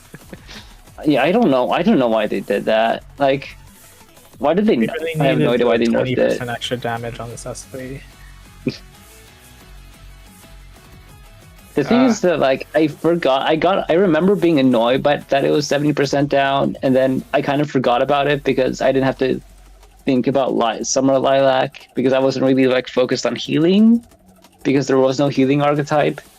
And then Denebra comes into the game, and then they give him like a healing based kit, or he wants to be healed, and now I have to think about, and then I'm forced to remember that Summer Lilac has an unguaranteed defense down, which would actually be, and like Denebra would actually really like that because that means more damage on his S3, but no, it's unguaranteed, and so I feel like I'm being screwed over from a kit, from like a design mistake they did 2 years ago. And now it's burning, and now it's back into the forefront of my memory because of that. And I'm just like, why did they do that all those years ago? Yeah. I don't know. I think I would like this unit if they had a higher ceiling for their Rain Blessing thing, where it feels like easier. Because like 1.25 at the moment is like 4-star tier passive boost. Yeah, we have fucking Kunch getting higher amps than him. And then it's like, I know we keep talking about Atosis, but like Atosis just like casts his S2, and that's like Vertigo, 1.2x, and then for him you need like 4 Rain Blessing stacks. It's like whatever. So what you're saying is show and sidekick. Okay, noted. Maybe not. It's a little sad, yeah. I wanted to make him work with like base hack, but he doesn't work with base hack because of how like using his S2 cantrip like burns the heal amp and also the view discount, so it doesn't even work that well anyways. He kind of works with Anniversary Barrel, but like that's sucking Anniversary Barrel, so he is a sustain unit. I think in my own tier list, he was like A+ tier with his base form. They're kind of like opposites in the sense that Summer Lilac has a shitty passive, but like an actual decent kit, and like base Lilac's carried by his passive and has a dog shit kit. I still think his base form is more valuable to accounts though, because it actually like kind of unbricks combo. Whereas Summer Lilac's just kind of there. with healing. I agree, just because I'm like perfectly fine not having Summer Lilac. Yeah, the thing, yeah, it's like when I have Denny Denebro now, and when I'm thinking about pulling for either Summer Lilac or Bard Donzo, I would rather pull for Bard Donzo. Like, even banner quality aside, I would rather just have Bard Donzo in my account than Summer Lilac.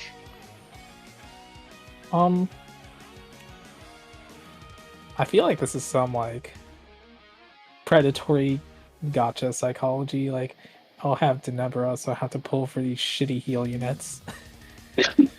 I mean, they're sort of forcing my hand. I don't know if I want to invest in that much, but it's just kind of like a Halloween Nessen situation where I'm just pulling for meta, and that's it. So I hope I get lucky with tickets. I'm just gonna pull on every single banner from now on. Unlucky. Ugh. I will say though that I really like Summer Lilac's art. I think it's still like one of the prettiest in the game. Oh yeah, the colors are real In nice. terms of like rendering. Especially when compared to the jaundice rat. Yeah. Their S2s Yeah, he look has like they that going for kind them. of play well together though. Honestly, I think they will print healing supports before Summer Lilac reruns. I mean, this event already reprinted, so yeah. Summer Healing upscale soon. All right. The next three people are Ricker, and then the Gaiuses, and then Rexer. Do you want to talk more, or should we just look to end the stream soon? I think I'm fine with capping it out here. Okay. We're coming up on 3 hours, so I'm fine with whatever. All right. Well, yeah. Thank you for coming to our Live Hero trailer stream. So, yeah. We made some pretty decent progress. I think we were a lot slower this time because we started a bit late, and we also talked about the banner for 40 minutes. we also had like a bunch of S plus tier also talked units about- in this batch. We also talked about Volp for what was it, 20 minutes or something? Yeah. I mean, he's like one of the most important units in the game. He is, but Like it's a lot war in one stream people. to talk about like a lot of important stuff. It's time already? That was fast. Was it? That might have been, yeah. We have like what, 45? No, hold on. Around 42 people left. Maybe like 2 streams next. Maybe. I guess it depends on how fast. We have, yeah, I think we have all the S plus units off the board already. So it might be doable for like one part. I don't know. I think it's 2, like 2 most likely, but yeah. Well, if we extend it by 40 1 hour, units in, we could do it. 3 hours. 40 units in like 3 hours. 3 hours is like 180 minutes. So like 4.5 minutes per character. I don't think it's happening. What if we did it Yeah. at like 5 p.m. on Saturday or something? Mm. You mean 4 tomorrow? hour Tula stream? This is like an hour stream, but like, you know, good. I'm just kidding. I hope I do get either Santetsu or Atosis. I cannot handle having a P tier below characters on an account. My god. Infinite content glitch. This is intentional. We are trying to wrap this up as fast as possible. Yeah. We are just all yappers sometimes. Yeah. You should probably reroll. That's my advice for you, Mr. Moe Fluff. You missed Yeah, your first Pup stars. cannot be your best unit. Yeah, if he's a you have issues to work out. I missed the first hour, so I have a VOD to watch. 07. Bye bye, Mr. Duge. 07. Alright.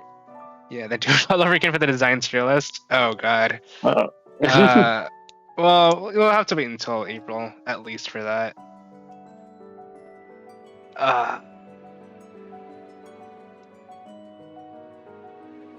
All right. Anyways, thank you very much for watching the stream with us. We hope to see you next week. Farewell, people. Bye bye. Bye.